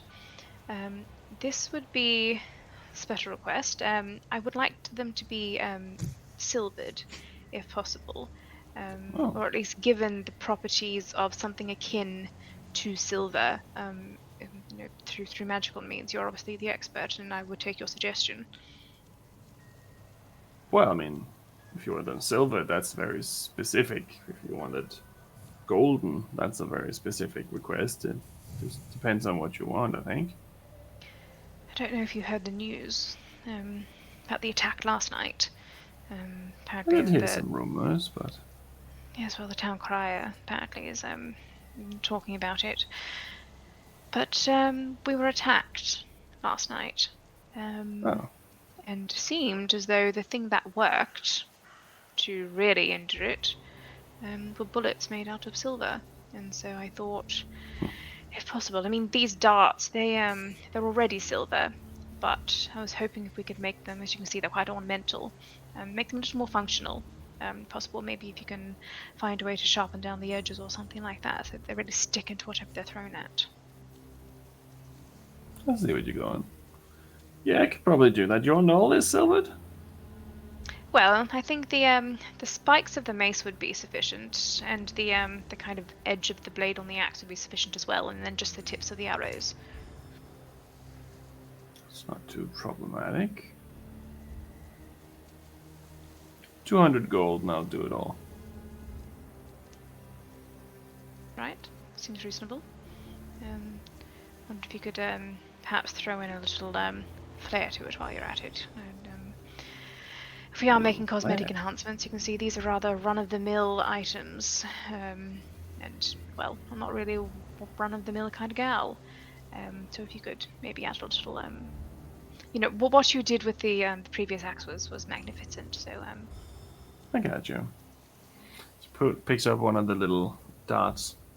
You want me to make this one a little more functional, you said? I'd be appreciative. Right. If we say 250, I can definitely make it happen. Make it look cool. You know what, Kina? Just because I like you so much, that's a deal. Well, I'm only here to please. And she gathers all the items, and she pulls out this. It looks like a almost like a long wooden box, and she puts it on the desk, and then she opens it up.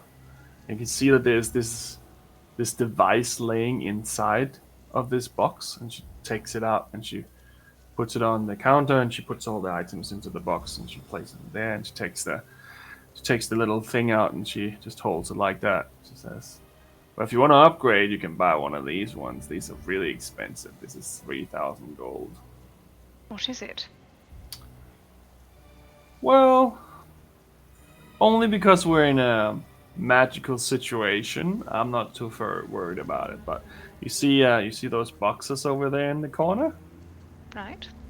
She aims this device at it, and she fires, and you see this beam of light fly out of this thing and just completely demolish all of these boxes in one shot.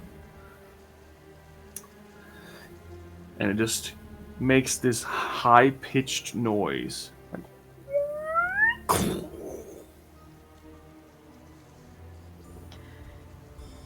Well, that is impressive.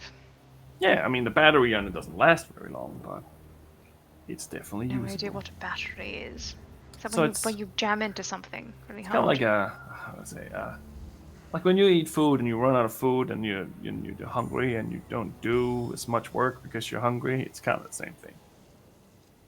Oh. Well, Kina, I assure you that if I had 3,000 gold, here would be the first place I spend it, but unfortunately, it's a little out of my price range. Right. When do you need this by the way? How soon can you get it done? Well, it's a little quiet today, so I might be able to get it tomorrow morning. Right. I'll take it tomorrow morning. Sounds good. I'll be here tomorrow. I was going to say bright and early, but that's a lie. All right. Right, well, I'll see you then. Pleasure doing business with you. Well, pleasure doing business with you. BB, I think there's a mess in the corner. Thank you. How did You that see happen? those little robots come out and start cleaning everything. Right. Well, see you in the morning. See you in the morning. Hey, DM. Yep. Jacob didn't know what time it was when he went to sleep, but Ingwe would have. Could I, before I go to sleep, do something that's not impacting, hopefully? Or can I see, as I'm there in the morning, close to Midos's house, if the letter people are there? If the ledger people are there? You know, like the the people Post that you, Arcanum? the Postum Arcanum. Yes. Yeah, they would have been there, but it would have been 12 at the earliest. If you stayed up. while Yeah. doing it. So obviously I can't do it after I wake up at 8 o'clock at night. Okay, yeah. So that's why I want to send the letter before. Yep. I went Who do you want to sleep. send the letter to? Baru and Gianna. Yep. And what do you want to say? So I want to send 2 letters. To Baru, I want to send detailed descriptions of like all of the places that we stayed. Mhm. Like, you know, we went to the city and it looked like this, and And to Gianna, I would like to send detailed descriptions of the battles that we fought. Okay. So when you say the ones that we have fought, do you mean with them, or do you mean No, the as ones in that you have? that I have fought. So I'm telling them the story and kind of like in a humble brag kind of way.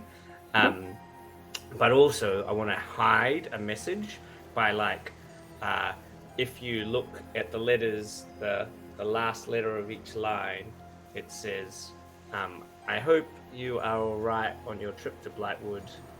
If you've survived, I have a house at Kronos. Here is the address.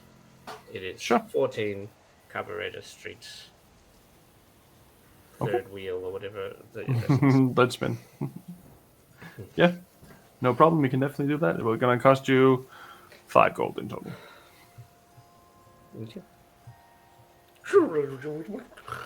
And I'd say at this point it's probably around 8 o'clock, so you wake up as well. And at that point, I think that Celeste is also probably finally arrived back home doing all that. So for once, you're all awake at the same time. And that's where we'll have a break. Yay! Right. So we're going to have a short break for about 13 minutes. And then we'll be back to see whatever we're going to do today. Huzzah! Wow! Woo!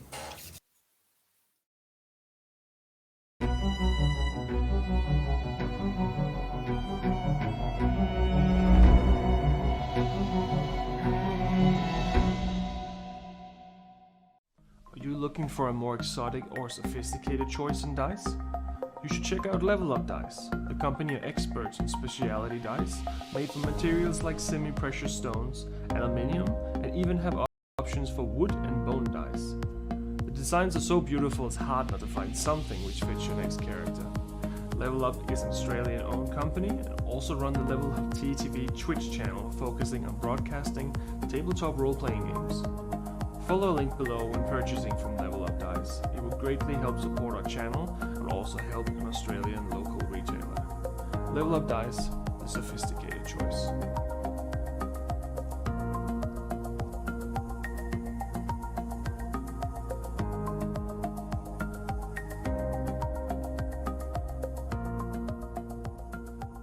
Monsters and Mayhem is sponsored by Miniporium.net, a huge selection of highly detailed miniatures for any tabletop role-playing game. Check out the beautiful miniatures, and if you use the code MAYHEM, all capital letters, at checkout, then you receive a 30% discount.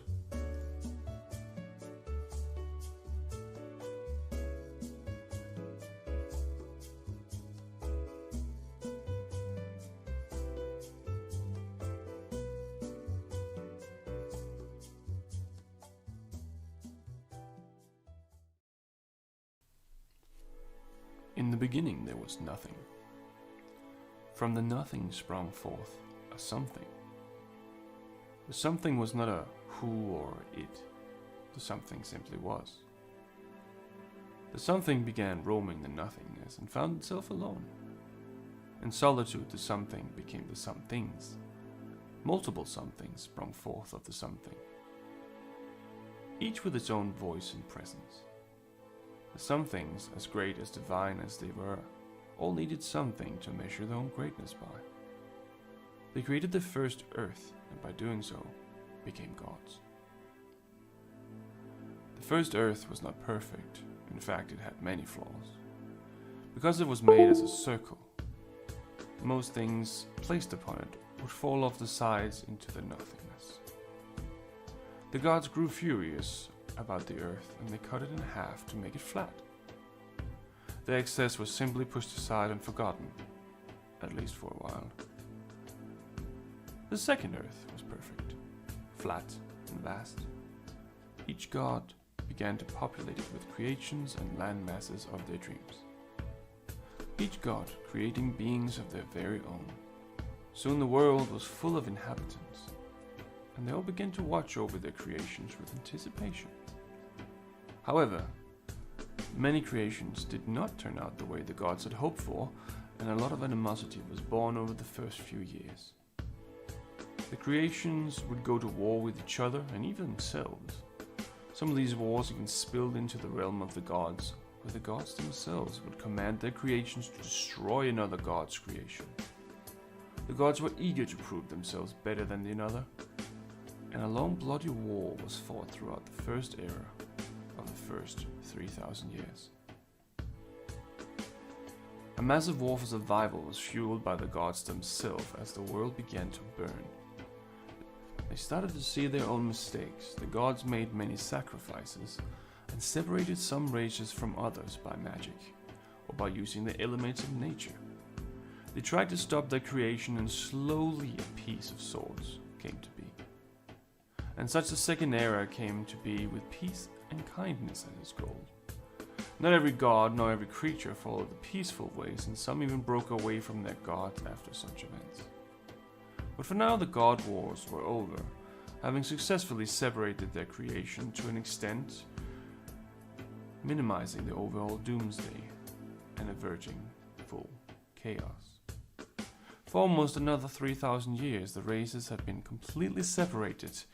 The gods had made a plan. The God Gate, located now in the Kingdom of Quill and where the borders of Okorlan is, had been inscribed with one of the family's life forces, the Karameshi. Once a descendant of that family were to attempt to open the God Gate, all races would once again have free reign. At the end of the 3,000 years, an unknown member of the Karameshi touched the God Gate, unlocking the prophecy. The mountain chains and oceans dividing the races all came down all over the realm. Great panic and rejoice at the same time, as creatures that had once only heard fairy tales of each other now once again stood face to face with one another. The gods had hoped that the last 6,000 years would have been enough for everyone to learn to coexist. But from the start the tension already started building again.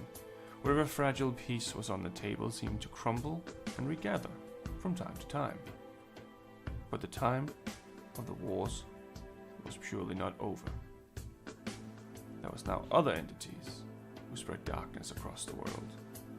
Maybe the world had learned its lesson, or maybe it was doomed to repeat it. Welcome to the world of Epidos, where adventures are born, heroes are forged, and villains are always up to mischief. The Kingdom of Quill lies in the middle of it all, the heart of human civilization, at least if you ask them. To the north lies the cold Shadanon, where Northmen constantly test the borders to the kingdom with raids and invasions. To the south lies the desert lands of Zahani, ruled by self-proclaimed princes and empresses. The tension is at an all-high after a failed invasion into the kingdom years ago still sends trouble both ways. To the southeast lies the Dragon Empire, a proud people ruled by the Dragon Emperor, who according to legend are a descendant from a real dragon. The empire has been locked in a cold war with the kingdom for generations, blocking all travel from entering the nation. But for the common folk, it's Monday. The birds are flying low and it looks like it may rain.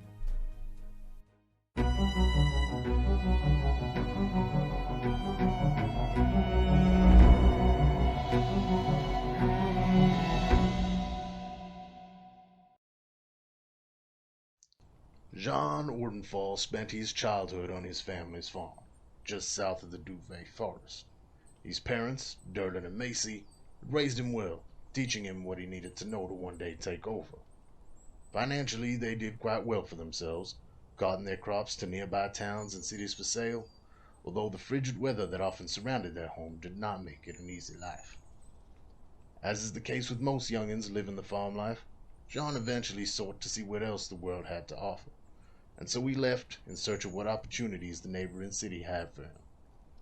It wasn't long before he realized the city life was not his to live. The boy who left, though, had become a man, and the man had met a woman, a blacksmith's daughter by the name of Cerithia. They fell for each other quick, and before they knew it, their love blossomed into a marriage and a son. The son they named Durlin, after Jean's father. Jean eventually returned home to his parents' farm with his family, where they made a life for themselves, a new life for his wife and son, but one all too familiar to Jean. They were happy. That is, until the day vile creatures from beyond the veil made their way into their home. After being driven from his homeland by the insatiable undead that now plague it, Jean seeks out those brave enough to aid him in cleansing his land of the foul fate that befell him and his family, and exacting the vengeance he so eagerly thirsts for. As a child, Celeste Highcrest would never have dreamed of leaving the sheltered life of luxury she had become accustomed to. Born to two noble parents in a land far beyond the Vale, Celeste's childhood had been fraught with expectation. Her father, High Archivist Saran Highcrest, had set high standards for his two children, and the elder of those two elves, Celeste's sister Cressida, had surpassed all of them. Cressida had found her talents at an early age, her nose buried in books, and magic coming to her as easy as breathing.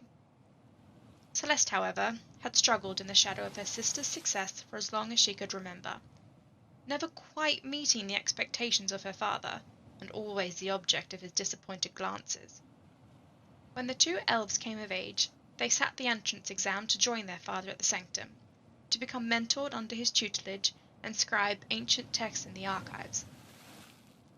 Cressida, to no one's surprise, had passed the exam with overwhelming success. Celeste, on the other hand, held true to her long-standing tradition of always being second best. It was rare that one should ever choose to leave their homeland, but never being able to escape the constant overshadowing from her sister, Celeste had decided it was finally time to break free of this tradition. For here, she would always be Cressida's sister, never her own person. But if she were to leave, perhaps she could finally forge her own path. She found her way to the dimension door, stepping through for the first time and finding herself in a land strangely familiar, yet unlike anything she had ever experienced. She boarded the first ship she came across, bound for the kingdom of Quell, and spent years travelling these oceans between continents, desperate to find something worthy enough to bring home as tribute to her family. Until one day, the news found her. The door that she had stepped through to enter this plane had vanished, along with every other door that could lead her home. Now stuck, seemingly an entire universe between her and her homeland, Celeste is searching for answers, and some miracle that could lead her home again.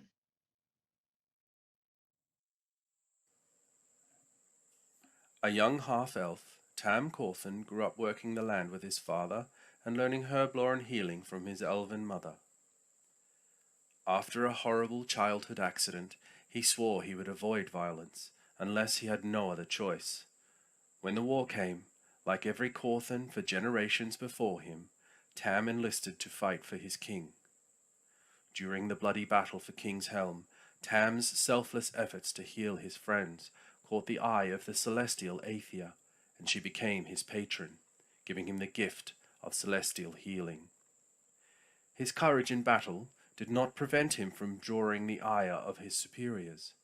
His compassion was blind, and he would heal all in need, even the enemy. After the end of the war, Tam worked as a healer in the villages outside Crackvolm, hoping to save enough money to gain entry to the Healers Guild. After a series of unfortunate events, Tam finds himself in debt to a very wealthy and very criminal cartel boss.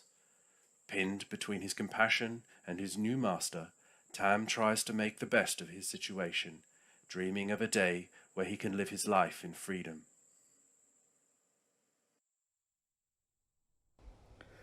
Ingwe grew up in an exclusive, reclusive community of druids. His elders, ancient and wise, one of the greatest, his mother, was a great storyteller, and he grew up sharing their stories. While the community has very strict rules and customs and routines, each member is encouraged once in a lifetime to travel out into the world and experience the trials and tribulations, bring back their challenges to share and to tell the story of the world.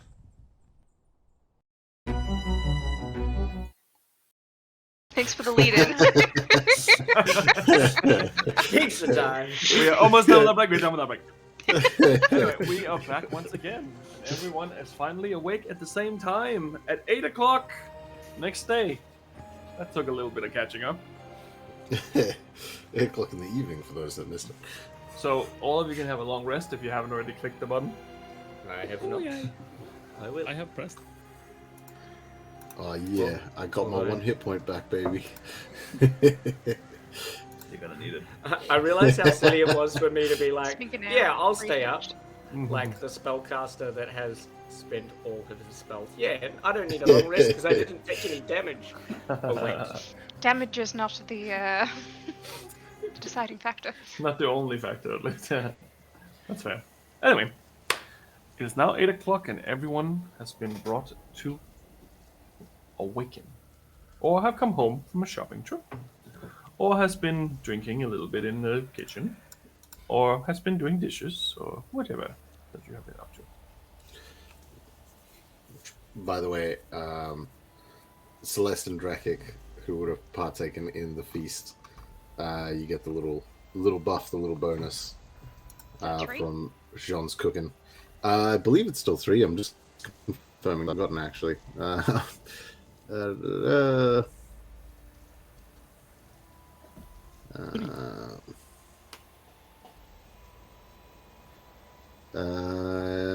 Treats based on proficiency bonus. Yeah, so I think proficiency bonus is still 3. Yeah. You got 3 temp hit points. Woo! Oh yeah. And John would have given his sister the other one. They have gone around and they have started packing as well, and they all seem to be almost done packing. There's a lot of suitcases in the foyer at the moment, and Jonas is running back and forth, putting them on a little carriage. Where's everyone going? Yeah, that was a pretty sudden turn. Last I heard, Midos was going. Jonas, what's the go? What's happening? I thought Midos and his doc was going. It seems, sir, that Danica decided to refuse his request in best ordensful manner. So the entire family is actually coming with them, but they are relocating to Kronos, I believe, for now. Oh. On Miss Celeste's request. By the way, Ingway, I had a thought and I was hoping to clear it with you, but it looks like they're already getting ready to go, so I hope it's okay. I suggested Kronos as a place for them to sort of mount up, so to speak, while they're away from here to get a sort of in a better position, a safer position. Oh, you should get him to stay at my place.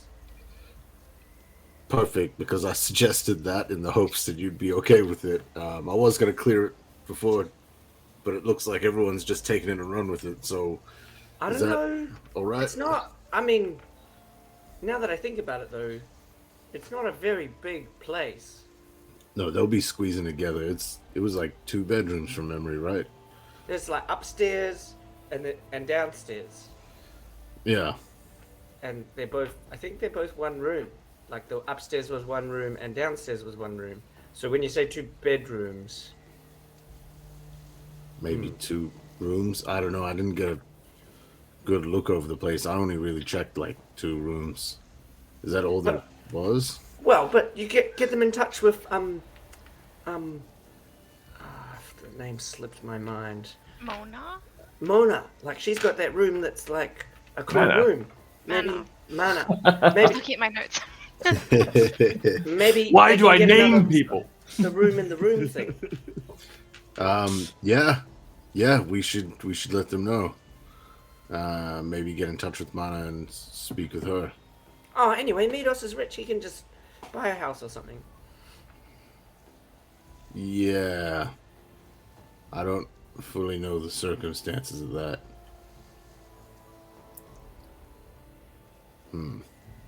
This is a weird, Yes. weird place.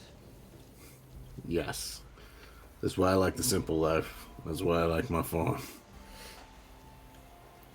Anyway, okay, so they're heading off to Kronos, and the beast thing will follow them, or what's the deal? Well, the hope is that with the difficulty to get into Kronos, they should be safe. For something like that, at least. Because we'd have to bypass those giant lift devices. And I think it's going to be a little hard sneaking by looking like that. While we were in Kronos, the Alleyman Slasher kill someone? In Kronos? No. While we were in Kronos, that's when it attacked Midos. We got the news. Oh, that's right. We were in Kronos and we just heard that he attacked someone somewhere else. Right. I believe so, and that's why we decided to follow up on Midos. Sound plan, then. That makes sense. Yeah. Hopefully. Well, are we still going to go see the Karamishis tonight? Is that the plan? I don't believe so. Are we not? Well, my thought is that last night, it was around this time I went to go. And then they were like, come back in the morning, it's far too late. Oh, we're going to wait till tomorrow. That's Yeah, because it's nighttime. Again. Why didn't you just wake me up? I think we all deserve a good sleep tonight. Oh, good. Okay. Yeah, sweet. After the massive few days we've had, I think a good sleep would be great, and we can deal with the Baramleshis tomorrow. Yes. Baramundis? Well, I'd That's say a for different now one. that you're pretty well rested, all of you, because you have actually had a long rest already. So for now, I'd say that you're probably going to be too awake to go to sleep. Well, I was actually, if we can't see the Karamishis, I was interested in like going to see where the king lives, and maybe going to visit some churches, like, because we came here to like build an army, right? That's what we're doing. Is building an army to go and take over the city. It's sort of turned into that. I also Yeah. thought it might be interesting. There is that gallery, a showcase. You could always go and visit that. Sure. Yeah, sounds good. We also got that job offer for that other guy. Remember that card we got? But that's not here though. Oh, it's not? Alright. What's the job? I don't know. That guy came in and he was talking about, he's masters behind the security team, and he gives us this little card for... No, Crack Home. That's right. That was in Crack Home. Oh, shit. Alright. Yeah. You want to go to Krakow? Well, that's... I'd forgotten that's where it was, so... I mean, maybe at some point it might be worth checking out, but I think we got too many things on our plate right now anyways. Yeah, I'm up for an art show. It's not at all my cup of tea or something I would normally do, but the distraction will be splendid.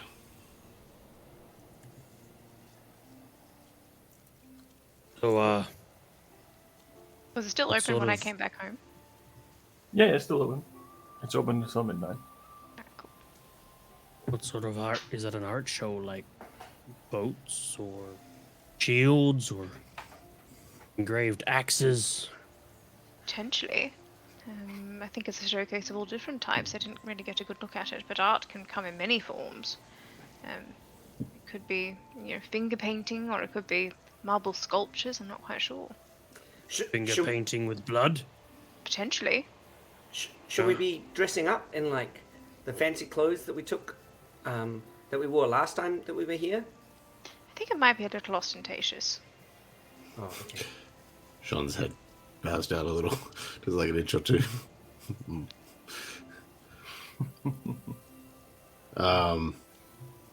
I hope it's what you were saying, Dreki. Ships and shields and ornate weapons. That sounds awesome. Well, that's the sort of art I know. Yeah. That's Gee, what sort of you should have engravings seen. they have. Well, I had this dream last night about a ship with these shields and that, and I mean, they look dope as hell. So I'm curious, see if there's anything like that. Sounds like a lovely dream. I had the same sort of dream. Oh, yeah, mine was weird. I don't know. I was on a boat on the ocean. I think it was the ocean. Drumming. Hmm. Does that sound familiar? Did I tell you about this at lunch? No. Did we bump our heads together? I don't. Hang on. So, ship on the water, Yep. drumming, beat, Yep. shields, Yep. weapons clashing. Mm-hmm. I don't like the sounds of this. And then there was some guy who was at the front and soon, my children, we will be dishing Soon, out yes. some real damage. Yeah, that's what he said. Yeah. We just like, we're like two peas in a pod. Look Oh, at this us. is weird. And I put my arm around around him and was like, We're just so in sync. We're just dreaming Yo, the same that's- dreams. Surely I had to tell you. There's no way we could have had the same dream. That doesn't make sense. Festus what looks this at you means, with like John? a raised eyebrow. You and I, Jean, we're connected. We're connected now. Forever. I think that was already kind of already set in stone, Drekik. I mean, forever's a long time. I thought we were just here till the tattoos disappeared, but now that we're sharing dreams, it's different. Well, the concerning bit, Mr. Drekik, is that in the past, I've found in our travels with Mr. John that generally when he has weird dreams, that it's some sort of possession, some sort of being is invading his mind. At the start, like when I first met him, it was his wife, and that was really good. And he was kind of trying to fight it because he was a bit confused about it all, and he was real angry about it. And then he was like, "It's my wife," and then he was really happy about it. And there was Jean, that other has dream. any beings that are not your wife been invading your mind recently?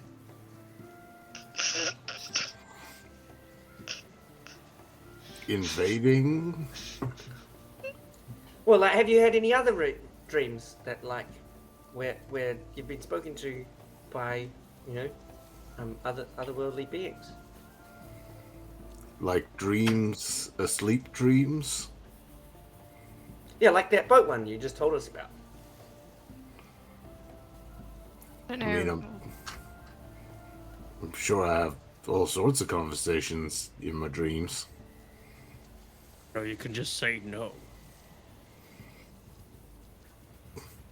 But, I mean, I don't know. I don't remember all my dreams.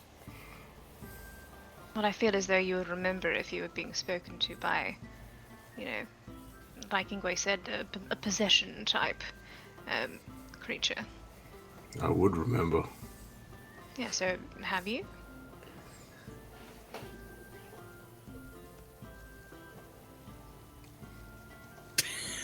This is the thing, Mr. Drekik. Like, Mr. John has this real, like, trust issue with, like, telling his secrets. And so, even though we all know that he's keeping a secret, he still won't tell us. Keeping a secret?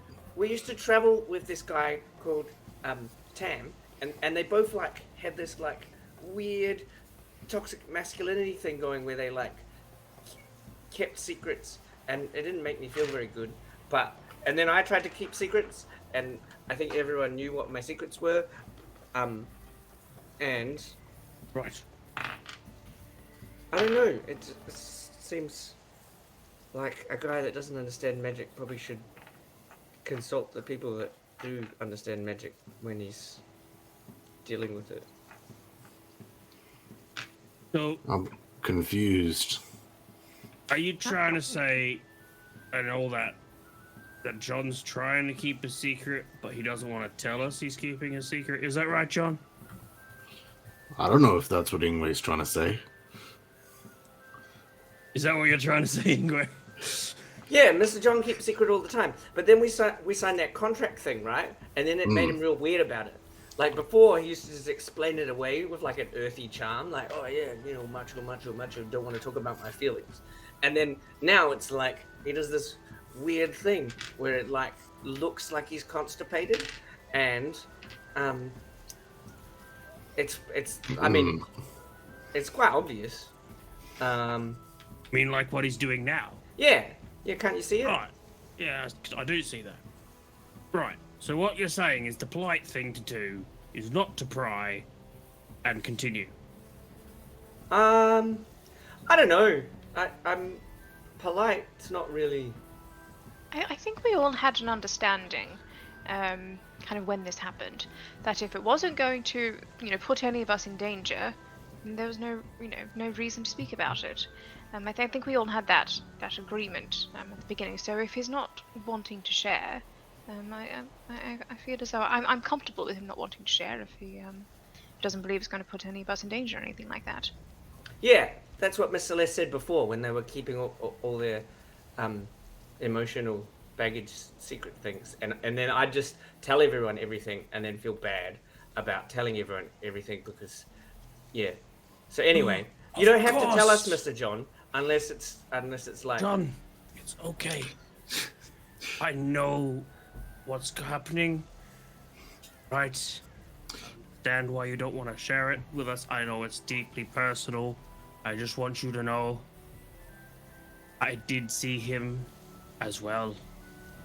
I saw him move on, and he's very peaceful, and that you have found a way to communicate with him even after death is really nice. I'm just more confused. All right. Just like, not staring at Ingwe. It may look like it, but he's staring at that necklace around Ingwe's neck at the fucking little doorway. His eyes just twitching a little bit. This fucking. I got a little lost somewhere in that conversation. I'm not gonna lie. Saying. Well, you can't lie. Yeah, we all wish we had the chance to talk to some lost relative again, and I'm glad you found that chance. No, it's not. It's not lost relatives. It's like powerful extra planar beings, right? All right, I've got mine. I've got my friend Vartex, and Mr. John doesn't like him very much, and he's obviously got his friend, and he thinks that I won't like him very much. I probably will. I'm sorry about this, John, but I have to spread clarification. When we did the funeral for Jean's father, I saw Jean's father I saw him get taken up to your guard, so he's obviously come down, like Jean's wife, and is communicating with Jean, and he just doesn't want to share it because daddy son. Oh, is he your dad? Did you really see my father?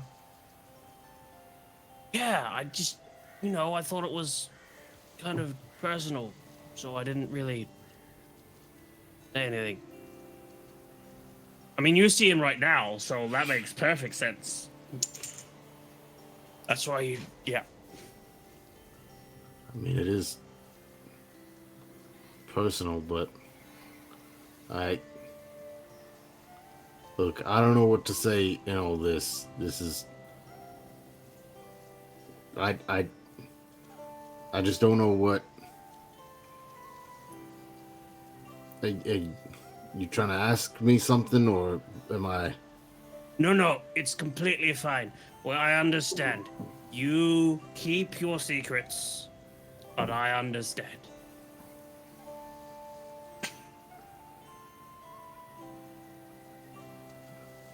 Yep. But I'm glad we got that settled. Clear as mud. All right.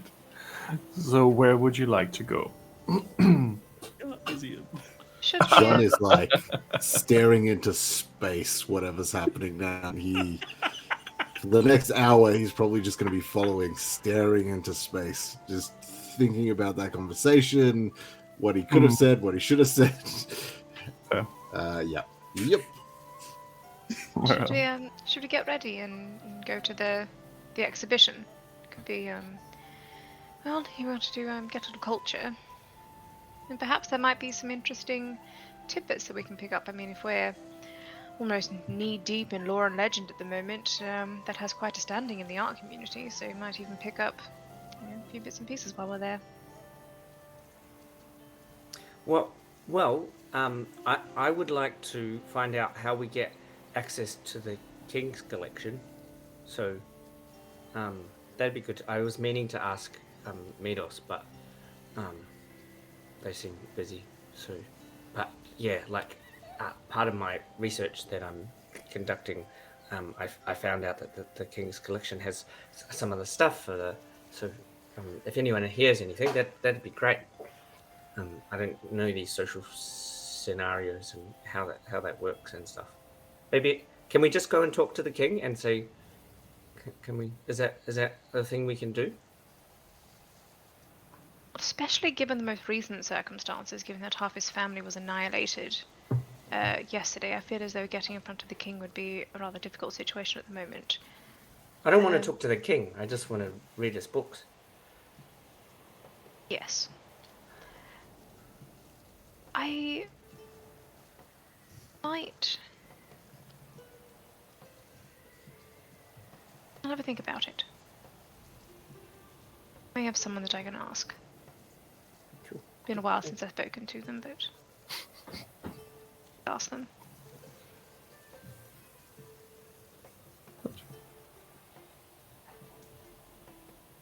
So where are you heading? Upstairs to get dressed, and then to the gallery. But what is everyone getting dressed in? Are you putting on your fancy outfits, or what are you doing? She's Nope, just not just walking normal stuff. in a ball gown. Hello, everyone. I'm here. Just checking. You did say you were dressing up, that's why I asked. I asked if we should dress up, and Celeste said no. Very well.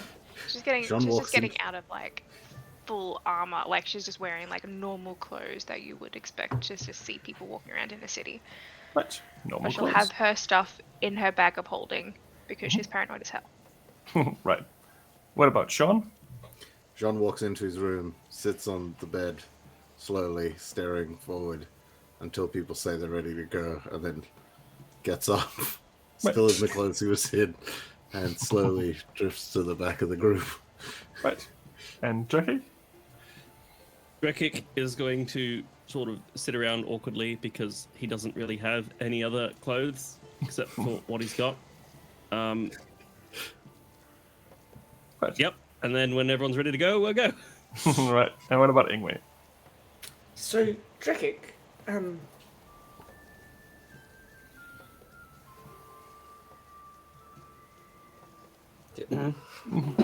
So everyone's pretty much wearing the same things. The only difference is that Celeste went upstairs. Right. While I'm upstairs though, I am going to send a message to Mana. Okay. So I'll just. Hello, Mana. It's Celeste. Long time no speak. Hope you're well. Just wanted to ask a favor. Family coming to visit at number 12 Carburetor Avenue. It would be great if you could meet them there and get them acquainted with the city. Right. Oh, yeah. Hi. I hope you're all good. I can definitely do that. The rules have gotten a little more strict since last time you were here, but I will make sure that they get there safe. Noted. Not replying. But noted. I will send her a bunch of flowers at some point. All right. So I'm guessing that you're all heading off to the art exhibition. The entry is 5 gold ahead. All right. Better be Pay a to see the art. marvelously good show. The area itself looks like it's usually used for more like meetings and such. It is a temporary art gallery. This is not something that looks like it's set up like that normally. There's a lot of security around to make sure that no one steals stuff. Some of these things may be valuable, some of them might definitely not be. But there is definitely a heavy presence of security there. And as you enter, you meet a it looks like an elf woman, and she introduces herself as Baresha, and she seems to be the curator of this place. So she's the one in charge of the art exhibition itself. She has like a bluish green hair and a lot of little seashells that kind of hold her hair back. She's not a Triton, but you would have thought she was if you saw her from afar. But she seems to be a elf of some sort. And she's wearing like a very nice bluish green dress, and she walks around and talks to all the high rollers. But she definitely introduces herself to you at some point and just kind of drifts on into the other people who are seemingly more important than you are at this point, at least. There's a lot of different art exhibition pieces here. Some are definitely better than others. I will say that there's a few sections that kind of catch your eye. One of them is a section by an artist called Kohan Barrett. And there's a lot of people watching his art. There's a lot of people watching his paintings. He is, as far as you can gather from the general gist of what people are talking about, someone who states the obvious but the provocative in life. And he has a few different paintings. The first one is called Reality Within Spheres of Insanity. And this painting itself is it's like a street where there's a few individuals walking back and forth, and you can see that there's some what looks to be like rich or noble women and men walking back and forth. And they're flaunting their expensive jewelry, and then off in the sides you can see where there's not so much color on this painting. You see all the beggars and the homeless people sitting there and kind of watching them, almost like there's a glow radiating from the rich people, and there's no life or no color in the outside of their own periphery. So that's the first piece that you see. So it's a little provocative. A lot of the rich people, they kind of look at it and look away. It's like it's uncomfortable for them to get reminded that they're rich, but other people who might be suffering right underneath their nose. He also has another one, which is called The Slasher. And this one is a black and white image. Again, it's like a street. It pictures an individual, but you can only see the shadow. And the shadow seems to be someone with a cane and a top hat. In one hand is a claw.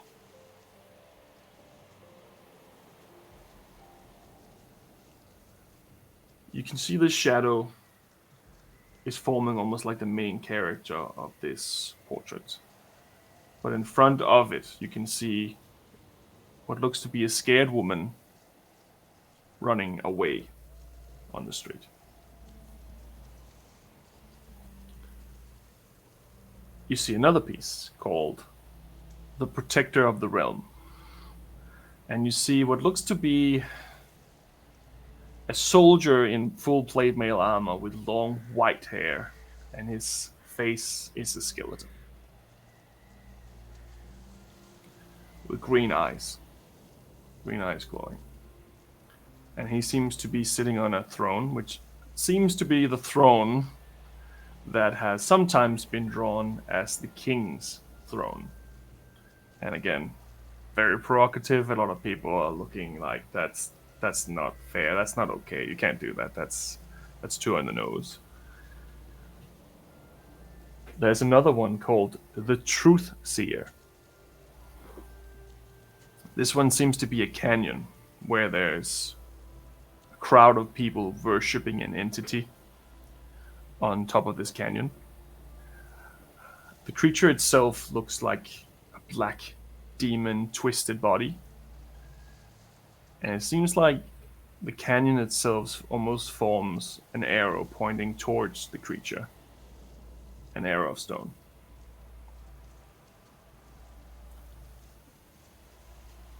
There's another one called Drinking Your Faith. This seems to be a young woman holding a cup. And out from the cup comes this black, darkened, almost tentacle-like darkness that goes into her throat and down her stomach. And the last one in the collection is called The Unseen Danger. Is again a painting of the streets. You see a lot of adults walking back and forth on the street. Doesn't seem to take any notice. In the corner you see what looks to be homeless children, shivering, they're scared. Underneath one of the walk paths, you see a little hole that goes into the sewer. And you see two yellow eyes peering out. And what looks to be drag marks going towards it. In this room itself, there's a lot of people talking about this artwork, and some of them really get into what the meaning is behind it, and some of them believe that this is more of a metaphorical kind of situation, but some of them also feel a little insulted, almost, because obviously an art exhibition is usually where people of the higher reach of life goes.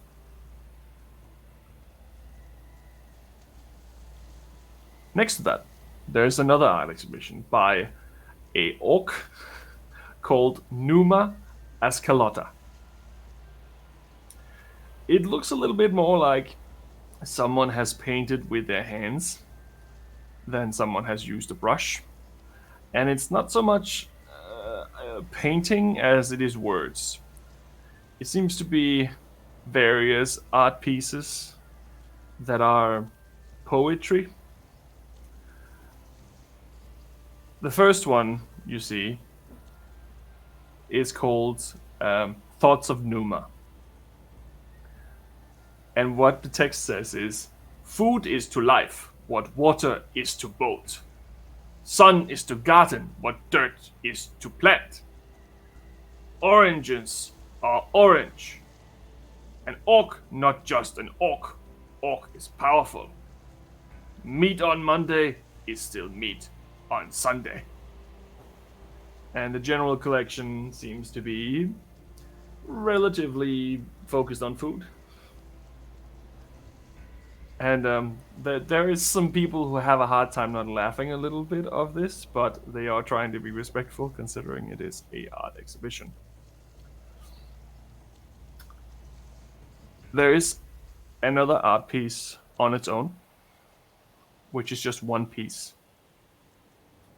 It gets a lot of attention because it's very beautifully made. It's probably one of the most beautiful art pieces here. It's a painting again. This is a painting of a forest. And there's a tree in the middle, and the tree has symbols on it. And anyway, you recognize these symbols. This is your home. In the middle there's a furbolg man and a woman with a little boy next to them. The artist of this is simply called Mother. And the art piece itself is one of the covers of one of the books that your mother wrote. The The text underneath it says that this piece itself was found in an abandoned house in Marathon, and the tenant left overnight.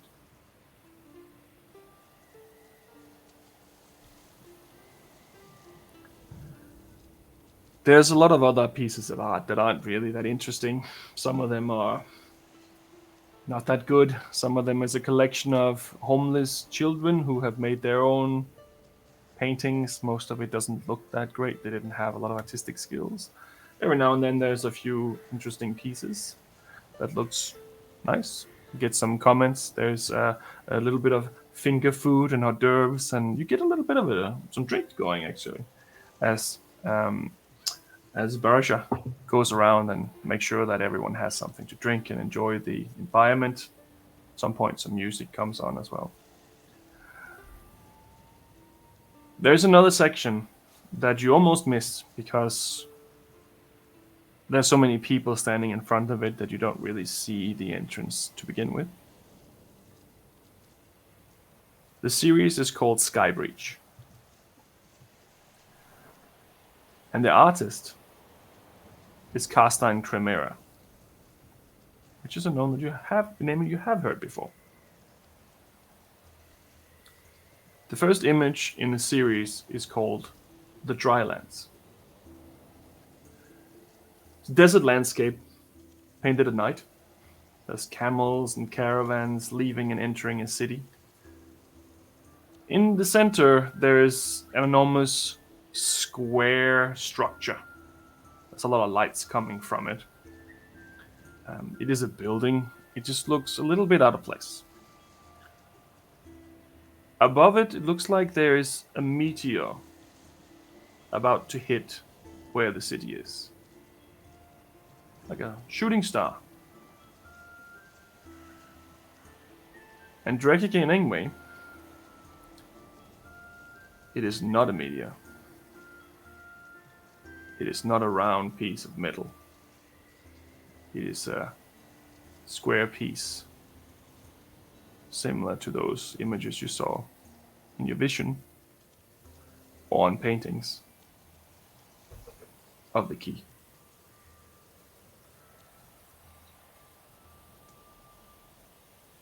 The second image is of a scorched land.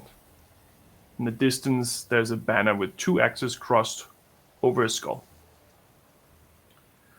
In the middle between green pastures and the dead lands, there is a structure that looks like a mausoleum. There's a hand reaching through a crack through the wall from this mausoleum outwards. On the scorched side of the painting, looks like there's a crater smoking, like something has just landed or blown up. It's also a square object. Not quite rectangular, but of a similar shape to what you remember as parts of the key.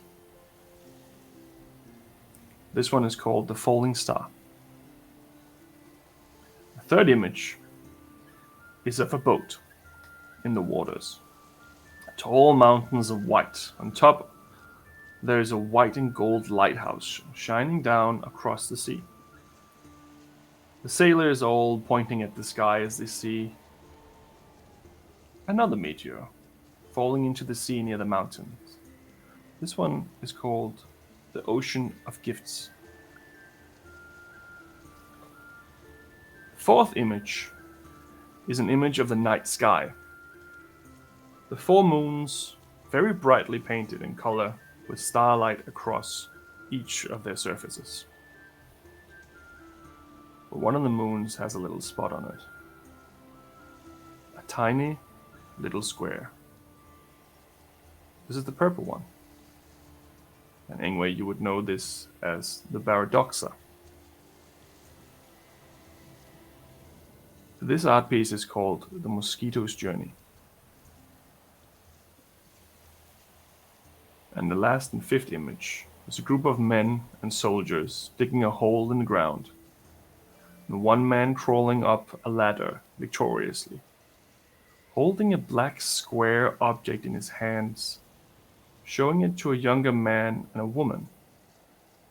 The woman seems to be holding a redhead baby. One of the shields in the background can faintly make out a K. This one is called lucrative commitment.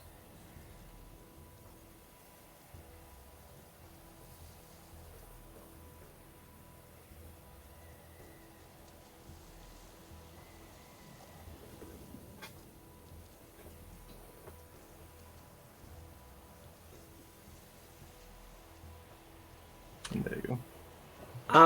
So I would like to. Can I? You've kind of commented on how. What's the lady's name? A lot of stuff now. My notes are very small. What's the curator lady's name? Barisha. Barisha, that's right. So Barisha, is it quite clear that she is spending more time talking to the people that are dressed in wealthier clothes? Or is she? It seems more like she's talking to the people who are interested in the art. Oh yes, rather than like, does it seem like this is the place where you're buying art? No, this is it's just like a display of art. So I'm going to take note of the tree quickly and then move on, and spend a long time trying to memorize and look at the sky breach, the boat in the water, the mosquito's journey, and the lucrative commitment. And if she passes, try and engage her in conversation. Right. Sure. It will take a bit because she is very busy, but eventually she will probably reach you. Excuse me. Yes. Me, miss. Yes, darling. How can I help you? You like the art? I love it. I think it's very speaks to the soul. Yeah, that's the beauty of art, isn't it? I was wondering. I'm not sure. I'm new to this place and not sure of the etiquette. But I was wondering how I might, congratulate the artist or the. Could I get in contact with the artist to maybe purchase some art or commission a piece or. Well, it depends on which artist you're after. Like you can see that you're looking at the Sky Breach at the moment, and that is Carstein Trimera. I believe that he frequents on the Stonewater Academy. Oh, excellent. Yeah, so if I go and see him at the Stonewater Academy, I can talk to him about the art, or is that? Yeah, most likely. His name is on the art, and he is the one who has created this series of images specifically. And I can see that this Cohen Barrett is on that one, and he's here, isn't he? Is that him? No, he's not here. He has a tendency to stay away from these kind of situations. It is more a statement from his side, but it is a beautiful piece of art. All of what he has produced so far. Oh, and Nuna is here if you want to meet Nuna. She is really happy to talk to anyone and getting some feedback about her art. The orc yes. Over there? Yeah. Yeah. I would like to talk to them. And what about the mother? That piece itself is unknown who the original creator is. It was just found in an abandoned building, and it was so beautiful that it was preserved. Who found it? I'm not quite sure. I can look into it for you, but it won't be tonight. I'm too busy. Yeah. Okay. No worries. Yeah. And you said Maradon was the city that was on the plaque. Meridan, which is a continent, pretty much. Well, not a continent. It's the entire region of half-elves. Yeah, okay. And furbolgs. Yeah. Just not you. Yes, okay. Yeah, cool. I will spend time memorizing as much as I can, as much detail as I can, of the cast iron Chimera's paintings. But you can definitely do that. What would everyone else like to do?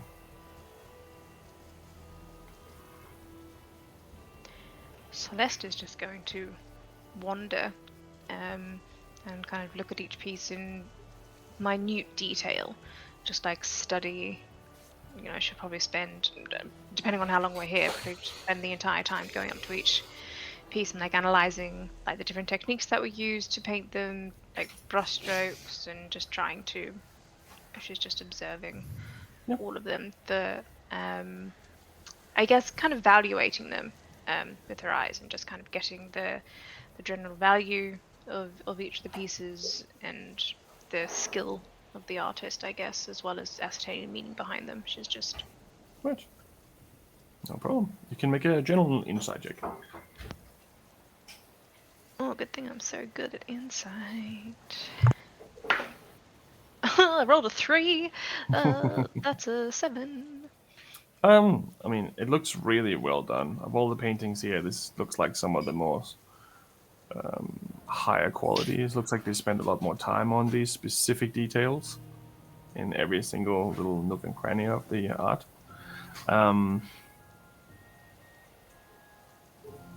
If the artist itself is skillful, or if you just spend a long time on it, that's probably a little hard to gauge from that role. But it is quite interesting. He's definitely more visually pleasing. He's used different colors to mark out specific areas of his painting, very significant. Value-wise, with as many people who showed up here, thousands and thousands of gold, maybe. These ones by Newman, I think that they're a lot deeper than they appear. Definitely a hidden meaning behind them. I just can't quite work out what it is. Some sort of code written under the paint. That could be. But yeah, she'll spend however long we're here just doing that. Right. Look at all these paintings, and then walk up next to one of the random people around and just sort of stand next to them for a bit and go, "Quite good, isn't it? Don't you think?" Yes, it's rather expressive. What do you get out of this artwork? Which one are you specifically pointing out? Is it just a piece of random art, or is it Nuna's art, or is it Sky Breach? Drekik doesn't understand properly, so he could be pointing out a toilet door. Right. Yeah, I think it awakens some emotions within me that brings up some of my childhood memories. I'm happy and sad at the same time. I'm not sure about you. What do you feel? I feel used. Used? Wow. Well, This artwork brings about many thoughts in my head as to why. Why does it exist? well, the brown and the red colors mixed together into this kind of blackish dark circle that sucks your soul. I'm not sure. Maybe it just... I do feel the soul sucking. Well, I'm sorry to hear that you had a bad childhood. He's got deep. I'm gonna go. He's just gonna sidle away, holding in a whimper. Oh, oh, I didn't mean to. Oh, it's a nice piece, isn't it? It's literally just a plaque with brown paint on one half and red paint on the other, and then just a swirl in the middle. That's it. And it's called the Carotid Artery. That's what Drekik's gonna do. What about Sean? Jean would probably just slowly start looking at things and just be so confused. He'd probably slowly pick up, or attempt to grab one of the paintings off the wall. Like, not to grab and take, but just be like, I don't get it, and like go to take a closer look. And security would immediately just jump in and say, no, sorry, you're not allowed to touch. Oh. It's not an interactive art show? No, but it could be if you don't stop. Tonight's a night I may consider it. Duly noted. There is some nice food and drinks over there, however. Alright. I was gonna mosey over to the food and drink. What sort of food and drink is it? It's like fancy. It's like ham, where inside the ham it's kind of rolled. So there's like it's almost like a creamy kind of dough, and then it's filled with like little peas, and there's a little bit of, you're not quite sure if it's like mayonnaise or something similar like that. It's rolled together, and then outside it you have like cooked bacon that's causing like a string effect around it, and then you just kind of eat it like that. This is the art. This is the heart of the show. And they also do bring out what is called bacon bombs, which is a hard-boiled egg wrapped in bacon. And people just eat them, scuff them. Sounds like okay with these foods. It's like, oh, this is like really interesting and put together. It's not like whole, like hearty flavors and what. And then that comes out, and John like grabs 6, 7 of those. And just walks around, and after looking at art for like another 5 minutes, he's fucking done. He's just like, looks at the others, starts walking over to the door and pulls out setting zone. Not me. I'll see you back at the manor, the house. Adios. Hey, Mr. John? Nope. Before you go, I wonder if you could come and have a look at this. I want to show you something. Oh, alright. Puts it down. Starts walking over, hands covered in greasy bacon oil. Oh, they're bringing out the soup. Oh, yes. And the people start running away in the corner. What you got? Oh, I just see this collection here. I was wondering if you recognized any of the places. Do I recognize any of the places?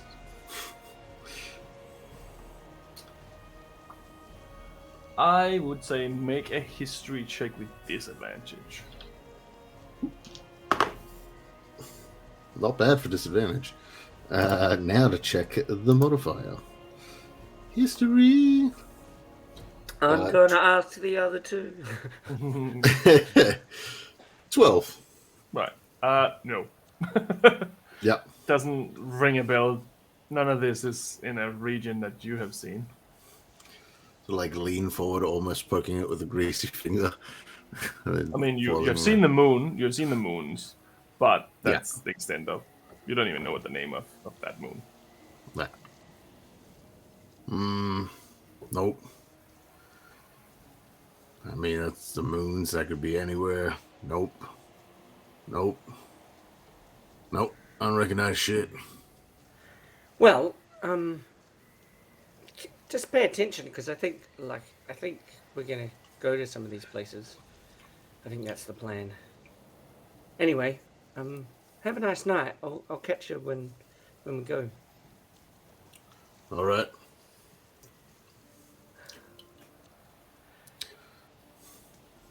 And then I'll probably wait for like when till Mr. John has left, and then like catch Celeste as she's going past, and she'd be like, brushstrokes, and I'd be like, hey, Miss Celeste. Yes, Ingray. You're enjoying it? Yeah, I mean, it's just storytelling in a different medium, isn't it? Like, I think I really recognise that. I've never visual art's not really a big thing in my culture, but I can see the same. Like, anyway, I was wondering if you knew where any of these places in this collection were. You're looking at Skybreaker? Sky Breach, the dry lands specifically, and the scorched lands, or the boat in the water. This lighthouse. You used to be a pirate, didn't you? Do you know where this lighthouse? Does this mean anything to you? Do I recognize any of the places? Can make a history check as well. And Sean, no, not disadvantage. No, not disadvantage. And Sean, you were heading back. Yeah, going back to the manor. Right. Can you give me a Constitution saving throw, please? Oh, it's going. Medics! Oh my god! Ah! You first. Natural 20 again. Jesus Hey. Christ, Laura. Should have said disadvantage, shouldn't I? Because you complained that one time about never getting any. Yeah, that's true. It's the What same did- dice that I rolled when I rolled my first natural 20. And I didn't roll it again because I was like, I don't want to jinx it. Right. What did you get, Sean? So I rolled, and it was something in the teens, and the other dice hit it, and they both rolled to 8s, for a total of 13. Right. Good to know. So, Celeste, you have gathered a little bit of information. There's one of these you absolutely know exactly where it is. The one with the water. The tall mountains that are white, but they have like a white and gold lighthouse shimmering across the sea. You definitely know where that is. That is in the sea, towards Sientra, where you know where the high elves are from. So that is to the east of the Kingdom of Quill, in the deep waters. It is a very treacherous sea, because there is a lot of creatures in those waters. But the lighthouse itself was once said to keep creatures at bay. You definitely know where that one is. Do you tell me all that information, like Tom did, but in your voice? I'll tell you the rest first. That one you definitely know where it is. The image of the men digging something out of the ground doesn't really have a location attached to it, but the shields have the name, the letter K on it, and one of them is holding a redhead baby, getting an idea that the man crawling out of this pit is probably Rokan Karameshi. You don't know much about the night sky in the sense of the moon, but you can see that the purple moon have a spot on it that looks squarish, where the others don't. The scorched land is the Ashen Lands. It looks like that's where the Ashen Land and the Dwarven territory would meet each other. The two axes crossed over on the skull seems to be the royal emblem of the Dwarven king. So that general area where those two ashen and green areas meet, you have never been there, but you've definitely seen a lot of, or heard a lot of people talking about it in stories at least. And the one called the Drylands pretty much matches exactly the descriptions that you have of El Bashar and Sahani. That's what you kind of know from that. Have I ever been to El Bashar? No, it's very far inland compared to where you normally would have gone. You would have been in the region, but not in the city itself. Right. So to answer your question, Jacob, would I describe it to you as Tom said? No.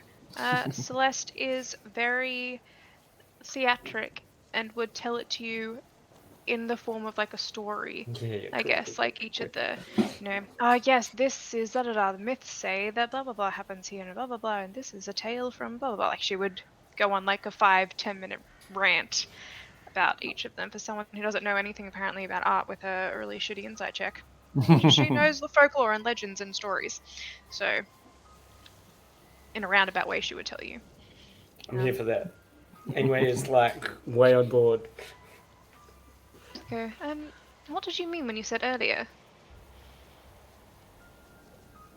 Would it? I'm really enjoying your stories. I think we should talk about it later.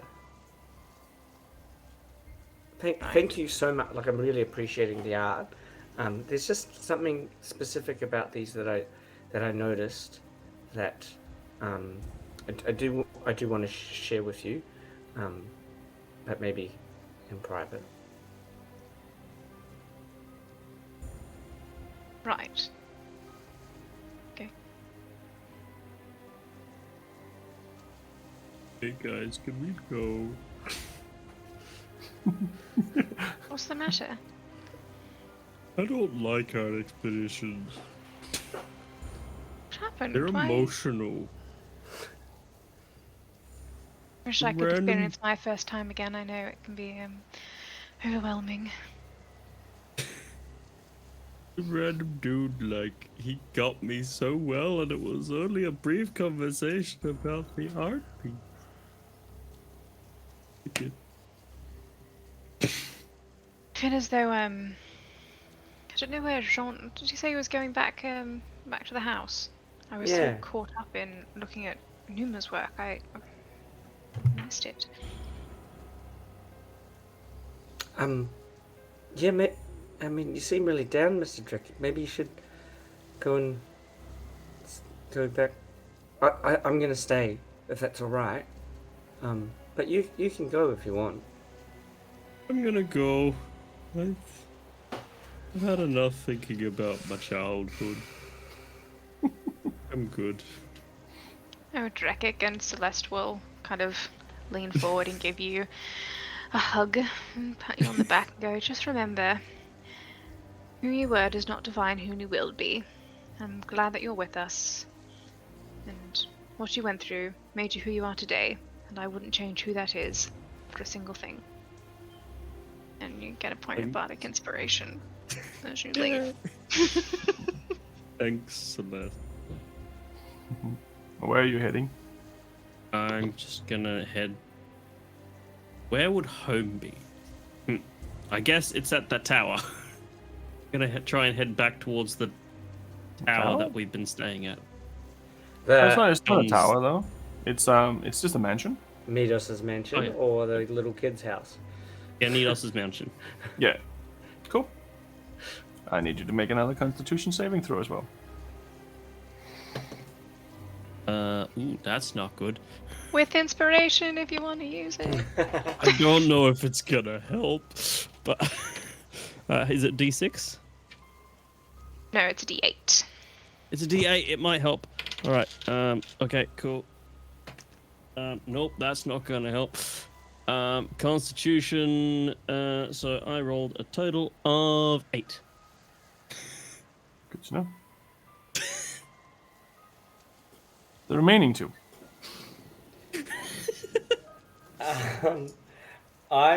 The other thing I would like to do is cast detect magic. Right. I wouldn't say that there's any magic in any of the paintings in that sense. They are just mundane paintings. Yeah. Some of the individuals walking around have like little fancy stuff that's like, oh, forever clean kind of necklace or clothes that never scratches and stuff like that. There's nothing super powerful magical in here. There is mostly like little weird rich people things. And then also look at like spending the time. I would like to cast detect thoughts on on the people around me, looking at the paintings, Right. basically to find the information that we already have. But wait, is there any locations that we didn't get described? No. I mean, the one with the moon you don't really know much about, but you know what the name of the moon is. You know We it's know the her- moon is, and know where it is. Yeah. Yeah, So Ingwe it's- would already. That would be the one he knew already. He's like, oh yeah, I know that one. Yeah. Oh, did we get where the black, the hole was? Oh, Redhead Bay. That's Oh, Karen not where it Michelle's. was, but we figured out Yeah. who it was. Figure And out that's who it that's was. Valentina's dad, right?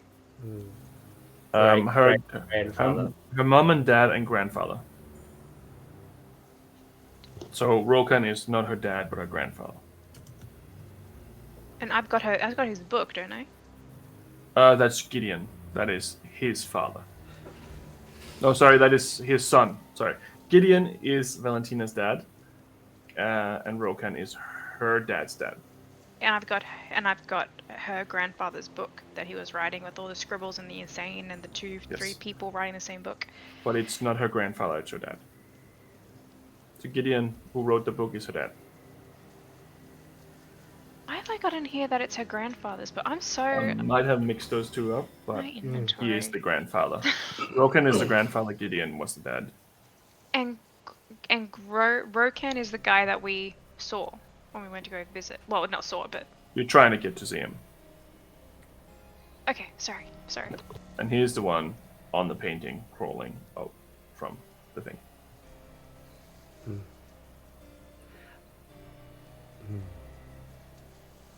But and also, so part of that too is more specifically is if people react to me casting magic. No one seemed No to one really does. notice. There's no immediate effect of it. You get a lot of chit chat back and forth. A lot of it's just rubbish about how they really feel about some of this painting and what they feel about the food. And it doesn't seem like there's anyone who has any insight into any of this that you didn't already know. You probably already picked up more than any of them. For them, it's just art. And I would also like to note that I'm not going to eat any food But because of all the animal products involved. yeah, it's literally just animals. Right. When I have detect thoughts, do I pick up anyone else that understands what is going on in these paintings? Like anyone else that No. catches the square things? There's no one else that's got it. No, not really. The few people who do notice that it's not a circle but a square where it's a meteor, they just kind of think, oh, this is a weird art direction. And there's no one watching us or watching me to take a special interest. No one cares that I'm just chilling in this one gallery and not interested in any of the other ones. No, no one seems to really care too much. They're too busy with themselves and each other. Yep, cool. We'll stay to the end. Yep. And Celeste too. Yep. Celeste is very conscious of people being split up away from each other. So she figured if Drekik and John together, then her and Ingwe will stay together. Yep. Well, after a few more hours of watching paintings and sniffing the food or eating it or touching it or looking at it, eventually Russia declares that the art exhibition is now closed. Please exit. And you can see that people come out and start putting little sheets of things over the different paintings, start packing up as well. It was the last night of the art exhibition, and they are packing it down.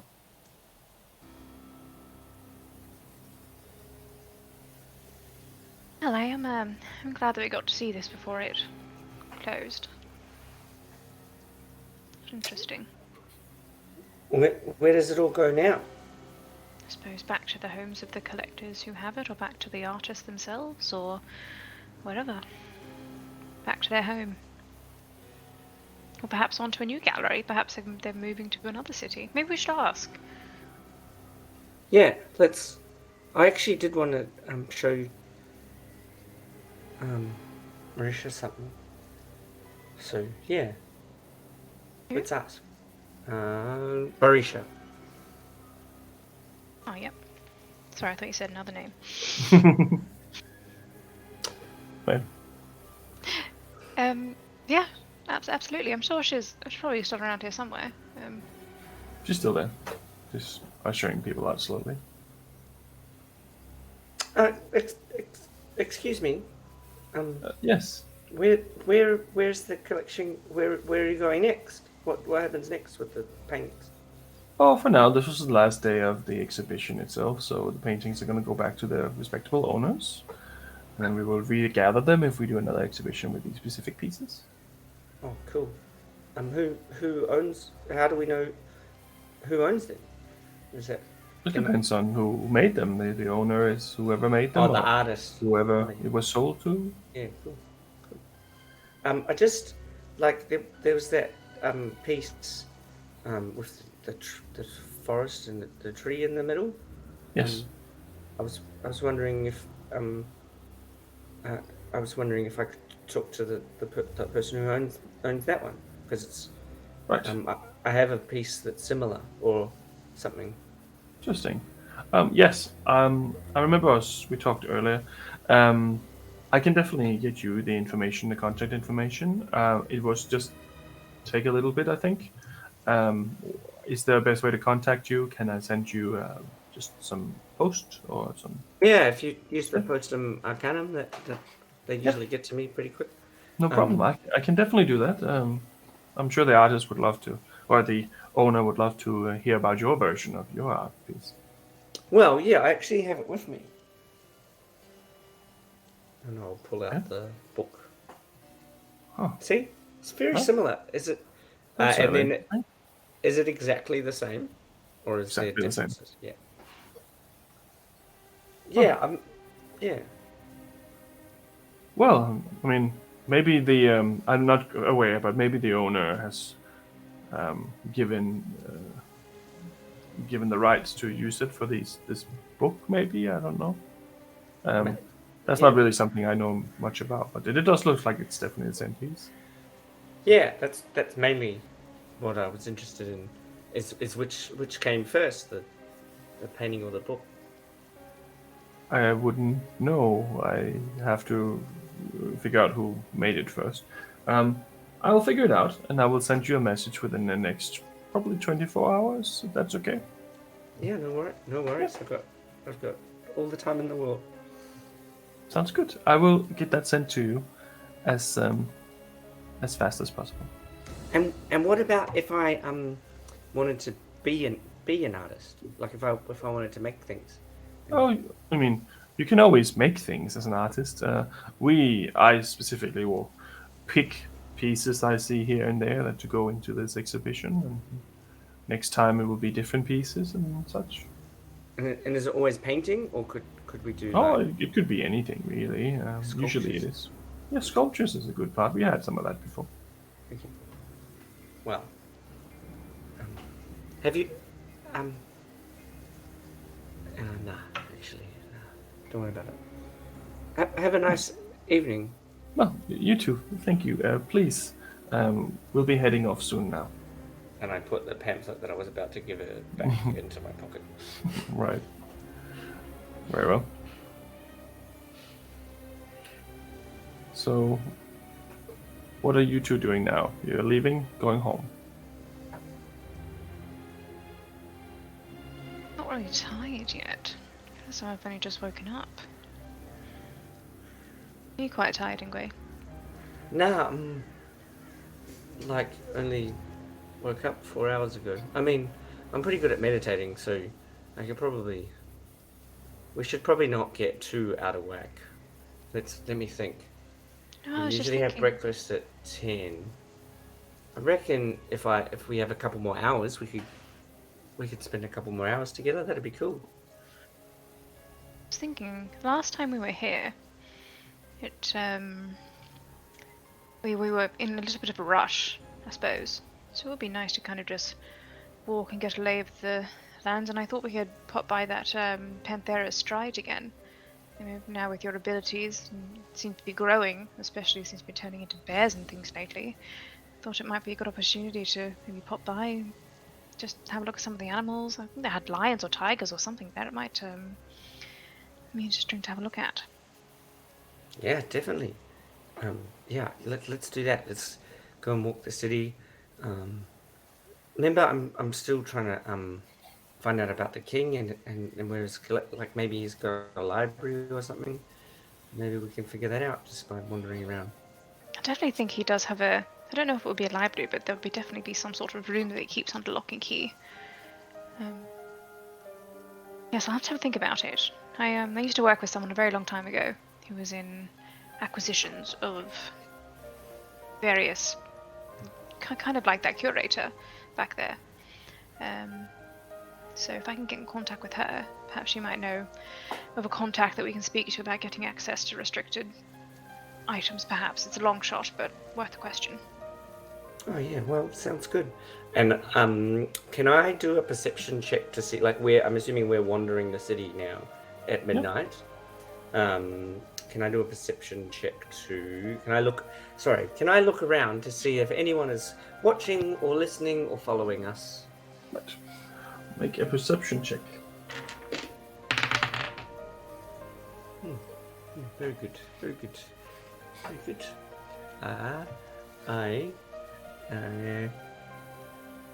11. 11. What did you roll, a 1? 3. You don't really notice anyone following you. There is an individual who's walking in the same direction as you, but it doesn't seem like he's keeping an eye on you. The strange thing to notice that he only has one arm. His left arm is gone. He's fairly ordinarily dressed. Doesn't look anything that you will remember. It looks very ordinary, but except for the missing the arm. Seems to be walking and reading some sort of book, but doesn't seem to pay too much attention to you guys.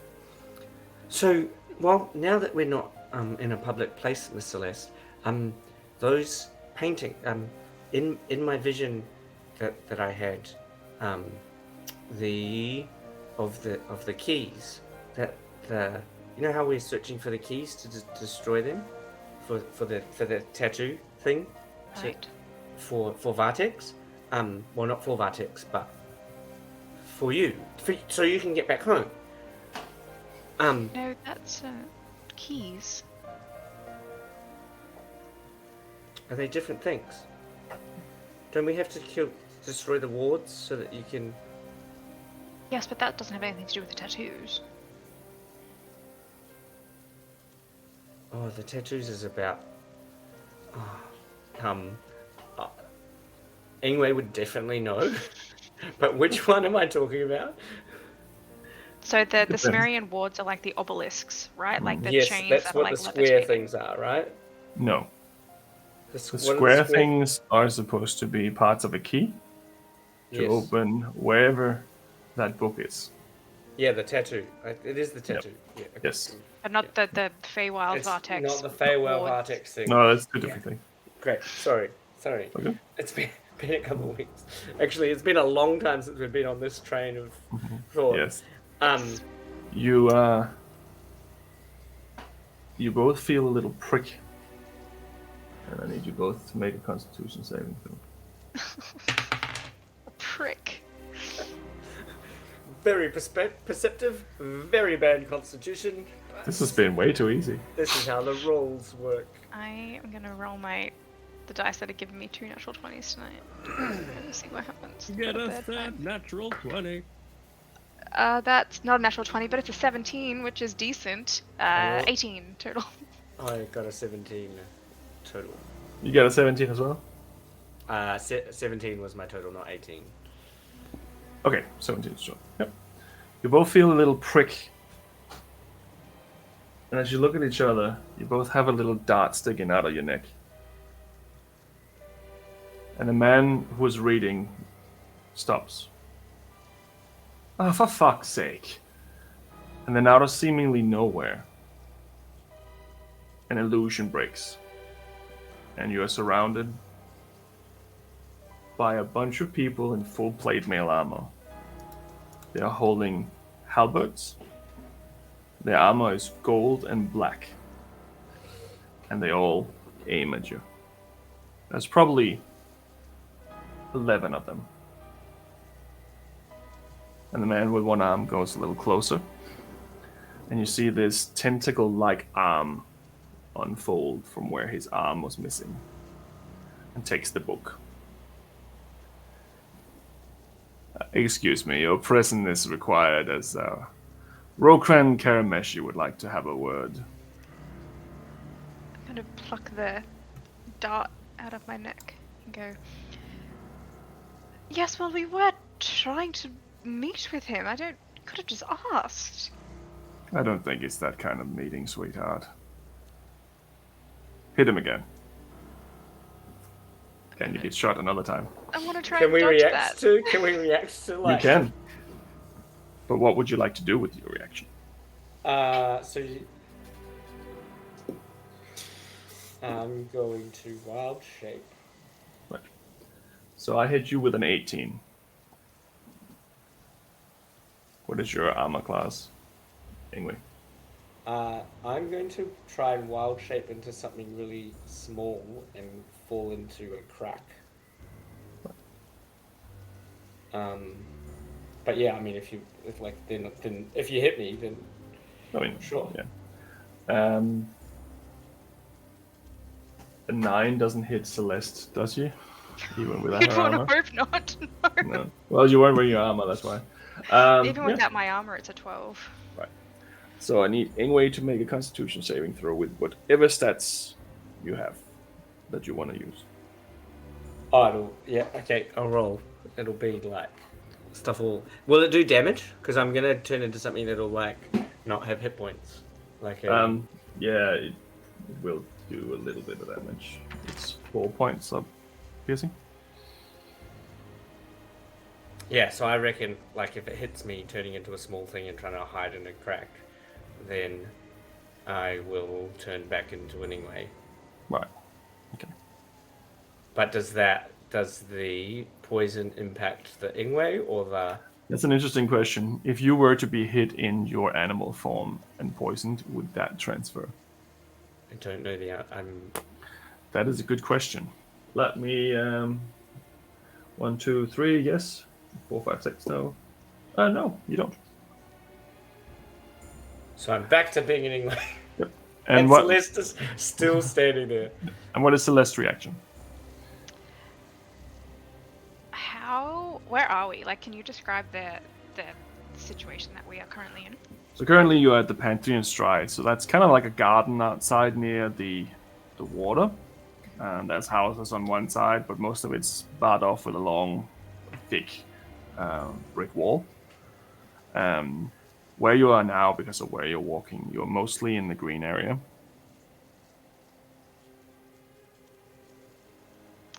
Are there any buildings near, like, when you say, is it kind of like a Central Park situation where it's like there's no like residential buildings or anything like around us? We're kind of in the middle of like a big old thing, or is it like... There's not any residential buildings right in the park area, no. It's on the other side of that walk path.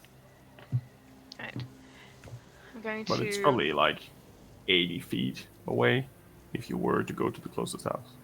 I'm going to look at the one-armed tentacle beast man and just go, we will come quietly. If you just lead on, you don't need to attack us. All right. Takes the fun out of it, doesn't it? Very well. Well, if you want to come with us voluntarily, we just have a few safety precautions. And one of the guards drop a set of mantles in front of you. I will look at Ingwe and then kind of just look at everyone else. I mean, like the group of people, and just bend down and start putting them on. And then as I do, like before I've kind of like closed them over my wrists, I'm just going to say, might be a little late coming home, won't we, Ingwe? This is really unforeseen circumstances, but it looks like a meeting will be going ahead, and that'll clamp them down, and I will just cast Sending to Jean. So, but I'm trying to do that under the guise of I'm talking to Ingwe. Right. So I'm like, we're going to, Secret message. I am going to go ahead with the way that you explained what you did. So, you say that to Ingwe, and you clasp it and send the spell. But I send the spell before I Right. clamp it. Good. Okay. No problem. They also give you a hood that gets pulled over your head, black hood. They don't seem to be manhandling you, but you can definitely feel them pushing you in a direction. And Ingwe, you were presented with the same option. Do I notice anything about the manacles going on to Celeste? You can make a perception check. 27. It gives a little jolt of light as they close.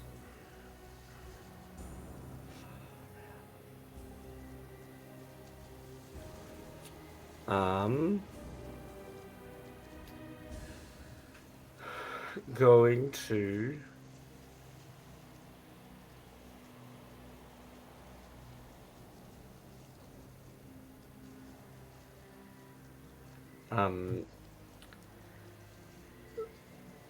pull out a leather strap and tie it around my wrist before putting the clamps on, and Okay. cast freedom of movement before I put them on. Let me look that one up. Freedom of movement. He turns into one of those wavy men they have outside parking, like outside car dealerships. Let me just check exactly what it says here. And I'm gonna say, I'm gonna say, oh, I don't really like metal, so I'm just gonna put these on first, and then clamp, and then let them put the hood on my head. Right. You cast a spell, and you clamp them on. And you are given a hood over your head. Do you at any point fight back or try to escape? Apart from the first bit where we tried to escape. No, as soon as the man said, "Okay, as long as you're coming willingly, this is a precaution for,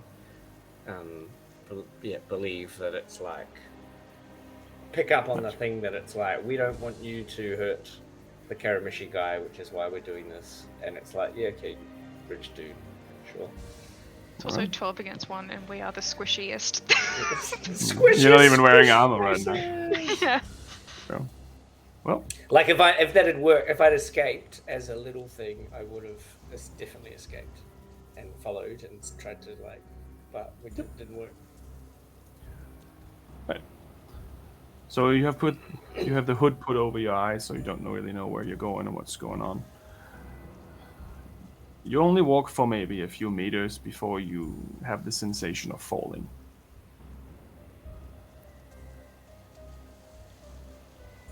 You can't see, you can't really feel where you are. They ask you to remove your backpacks and your weapons and strip down to just your clothes.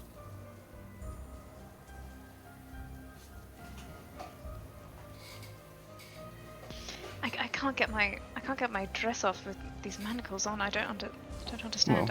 Well, that is clothes. Strip down to your clothes. I was pretending my clothes. I can't get my bag off with these manacles on. You're going to have to unhook it. It's like a over shoulder thingy. Right. Someone opens your manacle temporarily and waits.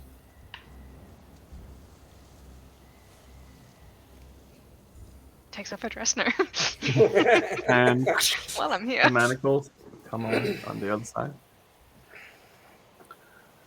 Are any of you trying to hide anything or keep anything on you? Are they making us take our jewelry and stuff off? Everything except for your clothes. Does jewelry not count as clothes? No. So they want us to take our jewelry off with a hood on.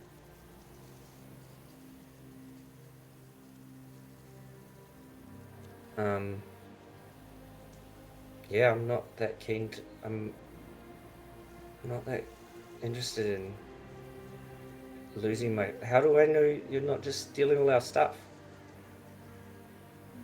Listen, buddy, we could have done that back in the park. Like, Maybe, but he would have got hurt doing it. Like, Mhm. why are you taking my... Like, I'm not allowed to... Like this... I mean, you can't see. I can't see. But I'm not... Part of my culture, I'm not supposed to take...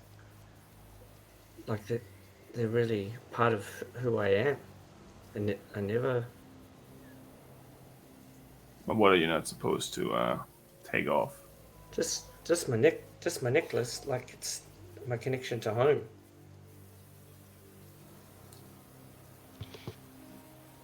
It is really it's almost like losing a part of his identity if he takes it off.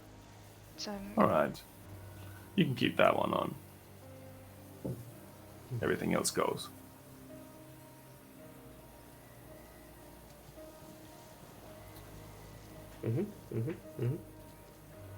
the only thing that Celeste will try to keep is her earring.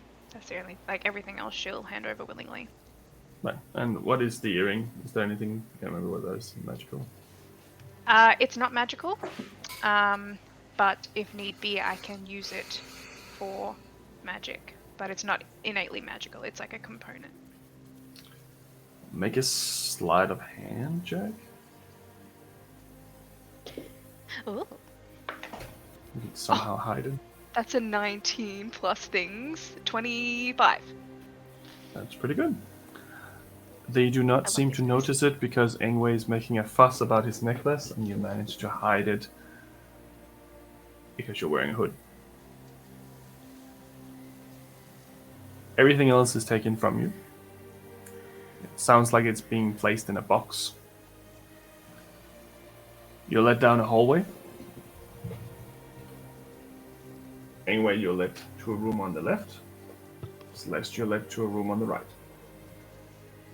Oh, sorry, there was one other thing that Yep. she wouldn't have taken off unless it was noticed as well. Sorry, I just remembered this. My dragonfly hairpin. I'll allow it. You already rolled pretty well. That's all right. You are led into two separate rooms. Your manacles are removed. You hear a door close behind you. Stand there for maybe a minute or so without any more sounds. No movement. Still wearing your hood, but your hands are free. Can I just add one more thing that I wouldn't have thought about taking off? I wouldn't have, like, you know how Ingwe has like bits of fluff and acorns and That's fine. They yeah. didn't even care about that kind of stuff. yeah. So, but like, there's like spell components that are like a flowery gem gold thing that's gone in the box. Yep. But No, that's a perfect. bit of fur or a okay. Yeah, for them, they just see it as clothes. They didn't really even notice that. And then my ring of protection has to go in the box. Yeah. Everything else. Yeah. So like that, after maybe a minute or so, you realize that there's no more movement. There's no one around you. And your hands are free, but your head is covered in a hood. Take the hood off. Find yourself in a cell. There's no windows, only a door.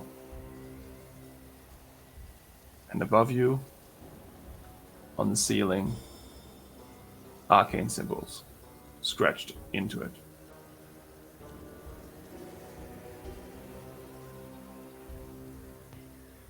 As Celeste takes her hood off, she is going to get her hair and kind of like toss it up into like kind of like a messy bun, I guess, kind of like on top of her head, and make sure that the earring and the hairpin are actually covered like in her hair as she like kind of like tosses it up and like wraps it in like a kind of messy bun. It's kind of like acting flustered and like, oh my god, what's going on? And then she'll just like toss it up and cover the hairpin and the earring. Sean and Drekik, you also eventually wake up from your extensive hangover. And you find yourself robbed of your belongings in a cell very similar to what I just described. With a pain in the neck, like you got stabbed. Oh. Hello? Oh. Hello? Celeste, can you hear me? Any of us in the same cell? No, you all have your own individual cells, and you can faintly hear when someone else yells. You definitely make out each other's voices. Not so much each of the words. Can I try and cast Druidcraft? You can try. To, like, I don't know, make a light, a candle or something that I can see in the room. Does not work. Yeah. Hello? Celeste, are you still there? Ingwe, is that you? Yep. I'm in like a cell. Can't do magic. Oh. I'm in a 5-star resort over here. I've got a lovely queen bed. Just kidding. Can't lie. That's a joke. Ingwe, Celeste, is that you? Oh, check it. It's the Karamishis. This is a weird way for us to see them. But you know how we wanted to see them? Well, we can't see them because I can't see anything. My neck hurts. Are they bars or is it like a closed, like a wooden door? There's just a metal door. What's a metal? Is it one of those situations where it's almost like a line and like we can only hear people of 1 or 2 cells next to us, or is it like we can all sort of just faintly hear each other? You can faintly hear each other. It seems like all 4 of your cells are located within a fair distance. Yeah. If someone were further down, you probably wouldn't be able to hear so. If I bang on the metal, just like, what does it sound like? It doesn't sound hollow. It sounds solid. Drekik's just gonna straight up punch it. Make an attack roll. Ooh, a 19 on the die. Definitely hits. You hit it really hard. You take 1 point of bludgeoning damage. But it doesn't seem to budge. What kind of metal is it? Is it like lead? Like does it look like this is something that has been in, or like silver, or is it just like iron, steel? Like what kind of metal is it? So it looks like it's steel, but it's also coated in lead. 2 questions. First, Yes. So there's very little light here, right? We can't really see much of anything. It's just a dim light coming from pretty much the ground outside. The cell is reflecting slightly. Okay. So it is a bit grayish. Firstly, in this cell with these ruins, is Jean's arm working? It is. Okay. Secondly, Jean is going to have a long look around to see if he can see any guards, anyone patrolling, anyone keeping an eye, anything like that. He hasn't called out or anything yet. He's remained silent so far, but... So you don't have anywhere to see out. Oh, okay. There's no peepholes. There is no windows. It is just a square room with a big metal door.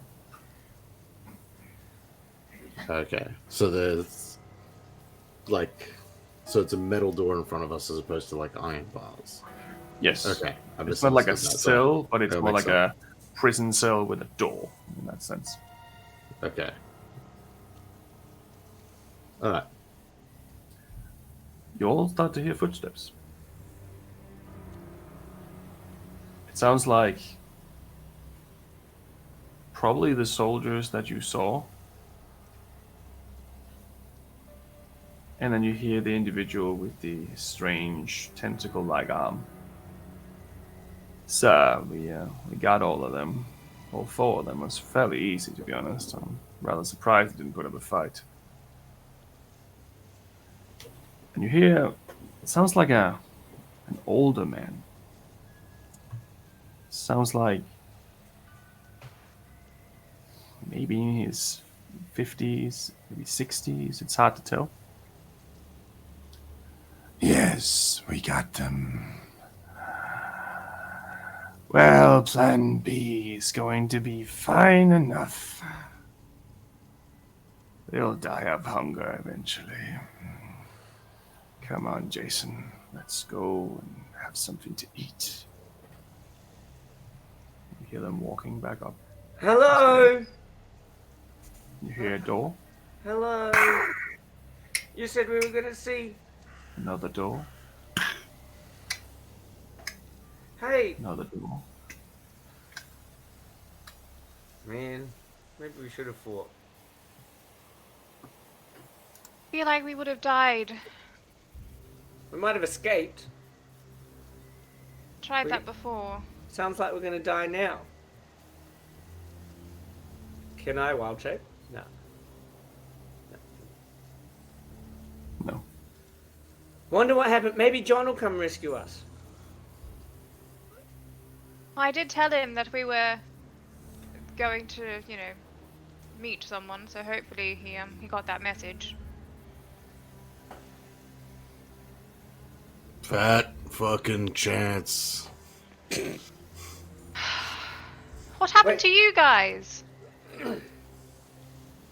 How did you end up the here? art show with a handful of bacon bombs, and I woke up here.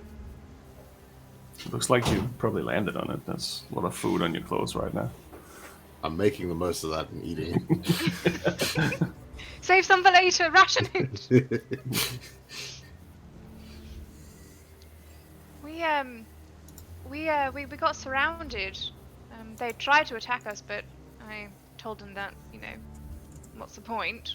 We wanted to meet with this fellow anyway. And then gave us these manacles to put on, which I have a strong suspicion that would stop us from casting any magic, but I thought I got my message out to you in time. Apparently it was futile anyway. Would I have received the message in the cell? Assuming I was in the cell first. Yeah, but you would have been unconscious for a longer time because No, the he wouldn't have. poison moved you. Not if he was in the cell, he wouldn't have received it. True, then you wouldn't know. Yeah, there you go. Because it can't pass through lead. No. You also would have been unconscious at the time. Fair. So, Oh well. Can we? I don't know. What can we do? Maybe. Hey. Do prayers get stopped? Could you pray to your gods? Oh yes, he did that lightning thing that one time, which was rather impressive. I could try, although I haven't really been putting much into it. No one's gonna stand up. Assuming he's just wearing his tunic and simple pants. Yeah. I'm gonna pull off his tunic. And he's gonna put his hand over the symbol. And he's gonna sit there. And he's gonna... Stormlord, if you can hear me, we're in a situation that will make it very difficult for me to complete that task. I don't know if you can aid us in any way, but all I can do is perhaps offer my services further if you are able to aid in this regard. Any sign?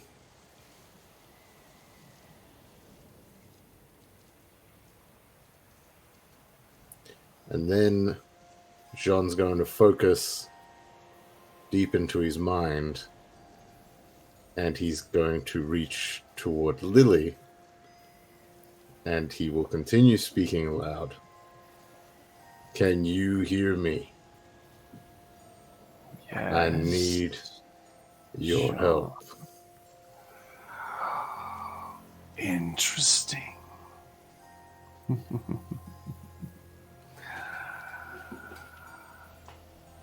Well, you didn't quite perform your task for me. But it's been a long time since I made one little door stand in my way. You feel your own body swell. You feel it's almost like you're bubbling up. You grow and grow. And you're not quite sure how you look, but your skin looks black. And you are giant size. Let's go, Sean. Let's kill these fuckers. Stand back. And I'm going to swing with the hand and just try punch the door off its hands. Make an attack roll. Huzzah. At 1. Actions. Where's me unarmed attacks? It's not great, but it's not bad either. 13. Definitely hit the door. Roll 48. 48. Sweet. How many? That's 3 more d8 than I normally do. 3 and 8, 11 and 7, 18, and 7, 25. Do I add my strength to that? It's not much, but you don't add your strength to that, but add another 10. Oh, cool. Okay. 35 damage. So you hit this door with all of your might, and it just boom, bends inwards, pops off its hinges. What the rest of you hear is just boom. It's completely quiet. And then you hear someone ringing a bell. And that's where we'll leave tonight's episode. So I guess he answered then. Go to the Stormlord! Oh, the Stormlord! Yay, the Stormlord! Oh, hail, Stormlord! That sounded like thunder. Yeah. Yeah, kind of, I guess. Yeah. Dong. Yep, that sounds like thunder. What the fuck? We just want to talk to the guy. Quickly. There you go. I was literally prepared for an entire session of us sitting in that cell brainstorming ideas on how to get out. Like, I must say I episode. didn't expect him to do that, but it would have worked. Yeah. I had 2 True. ideas. If that didn't work, the other one was far worse, but it was an idea nonetheless. holy A shit. spoon, and we shall dig. Well, currently Sean is giant size in a cell building, and the alarm has been rung. But the 3 of you are still in your cells. How do we get... Hello? You got this, Sean. Stormlord, can I have some assistance too? I would like to be a giant. I have 8 of these cards. None of them are helping me right now. He's got This one. guy just walks in and becomes a Stormlord's favorite. The Well, I only mean- god that you know has ever communicated with me fully is a child. That's the problem. Well, I mean, let's we can just assume that Lily was already in the cell, so that probably made the difference. Very well. Oh, yeah. That was a lot of split party, What but a comeback. yeah, definitely put you back in your place. We were Alright. gonna go tomorrow. Yeah. Yeah, we're We were literally going we're to gonna- walk. Oh my god. The only change in that is that we would have walked up, they would have opened the doors, and it would have been like, "Hi, we're here to see."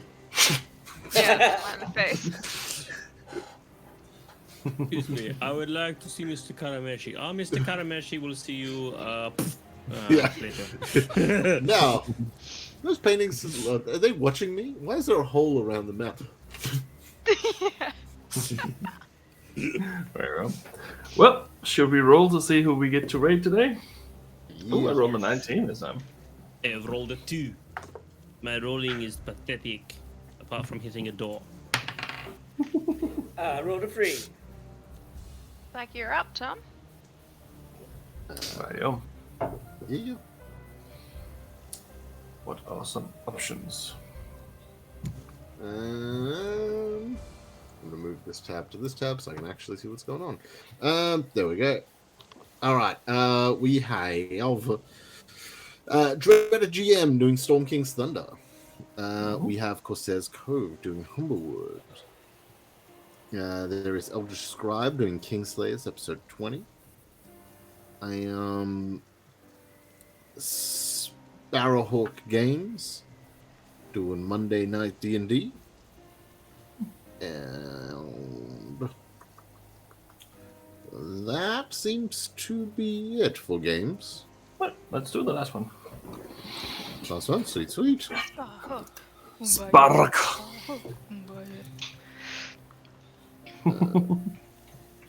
Read Sparhawk. Sorry, not Sparrowhawk. Oh. Captain Jack Sparhawk. You have heard of me. Thank you so much, everyone, for the awesome game. It was fun to jump back into it. It feels like it's been so long since we played. Yeah. It's been so long. I came into this session like, what is my character's name? Like, where? It's only been 2 weeks, and I'm like, what? Yeah, me Well, too. I was What like, world what are happened you? last time? Oh, that's Sci-fi, right. A right? werewolf jumped on me. Right. Okay. Yeah. Sweet. That should It's be... definitely a very different episode this time. It was Yeah, so yeah. funny. Shopping, we got to an art gallery, we got kidnapped by like the world's most powerful family. We got John on his back foot about being possessed again. Yep. Well, I got plans. I got ideas. Okay, it's just Well. your dad. We all know. We all know. Yeah, it's yeah, just yeah. your Yeah, dad. well, we don't really know who Lily is, so Could Nope. be his dad. I don't know. I This is guess. my papa, Lily. Death took its toll. Yeah. Wow. They say you change in death. Oh Alrighty. boy. Awesome. We are good to go. Very well. Catch Let's- you on the flippity flap. Raid, and remember Monsters and Mayhem? What's his right hand? Love you guys so Exciting much. move See you home. next week. Bye bye. Bye. Love you. Mwah. Woo!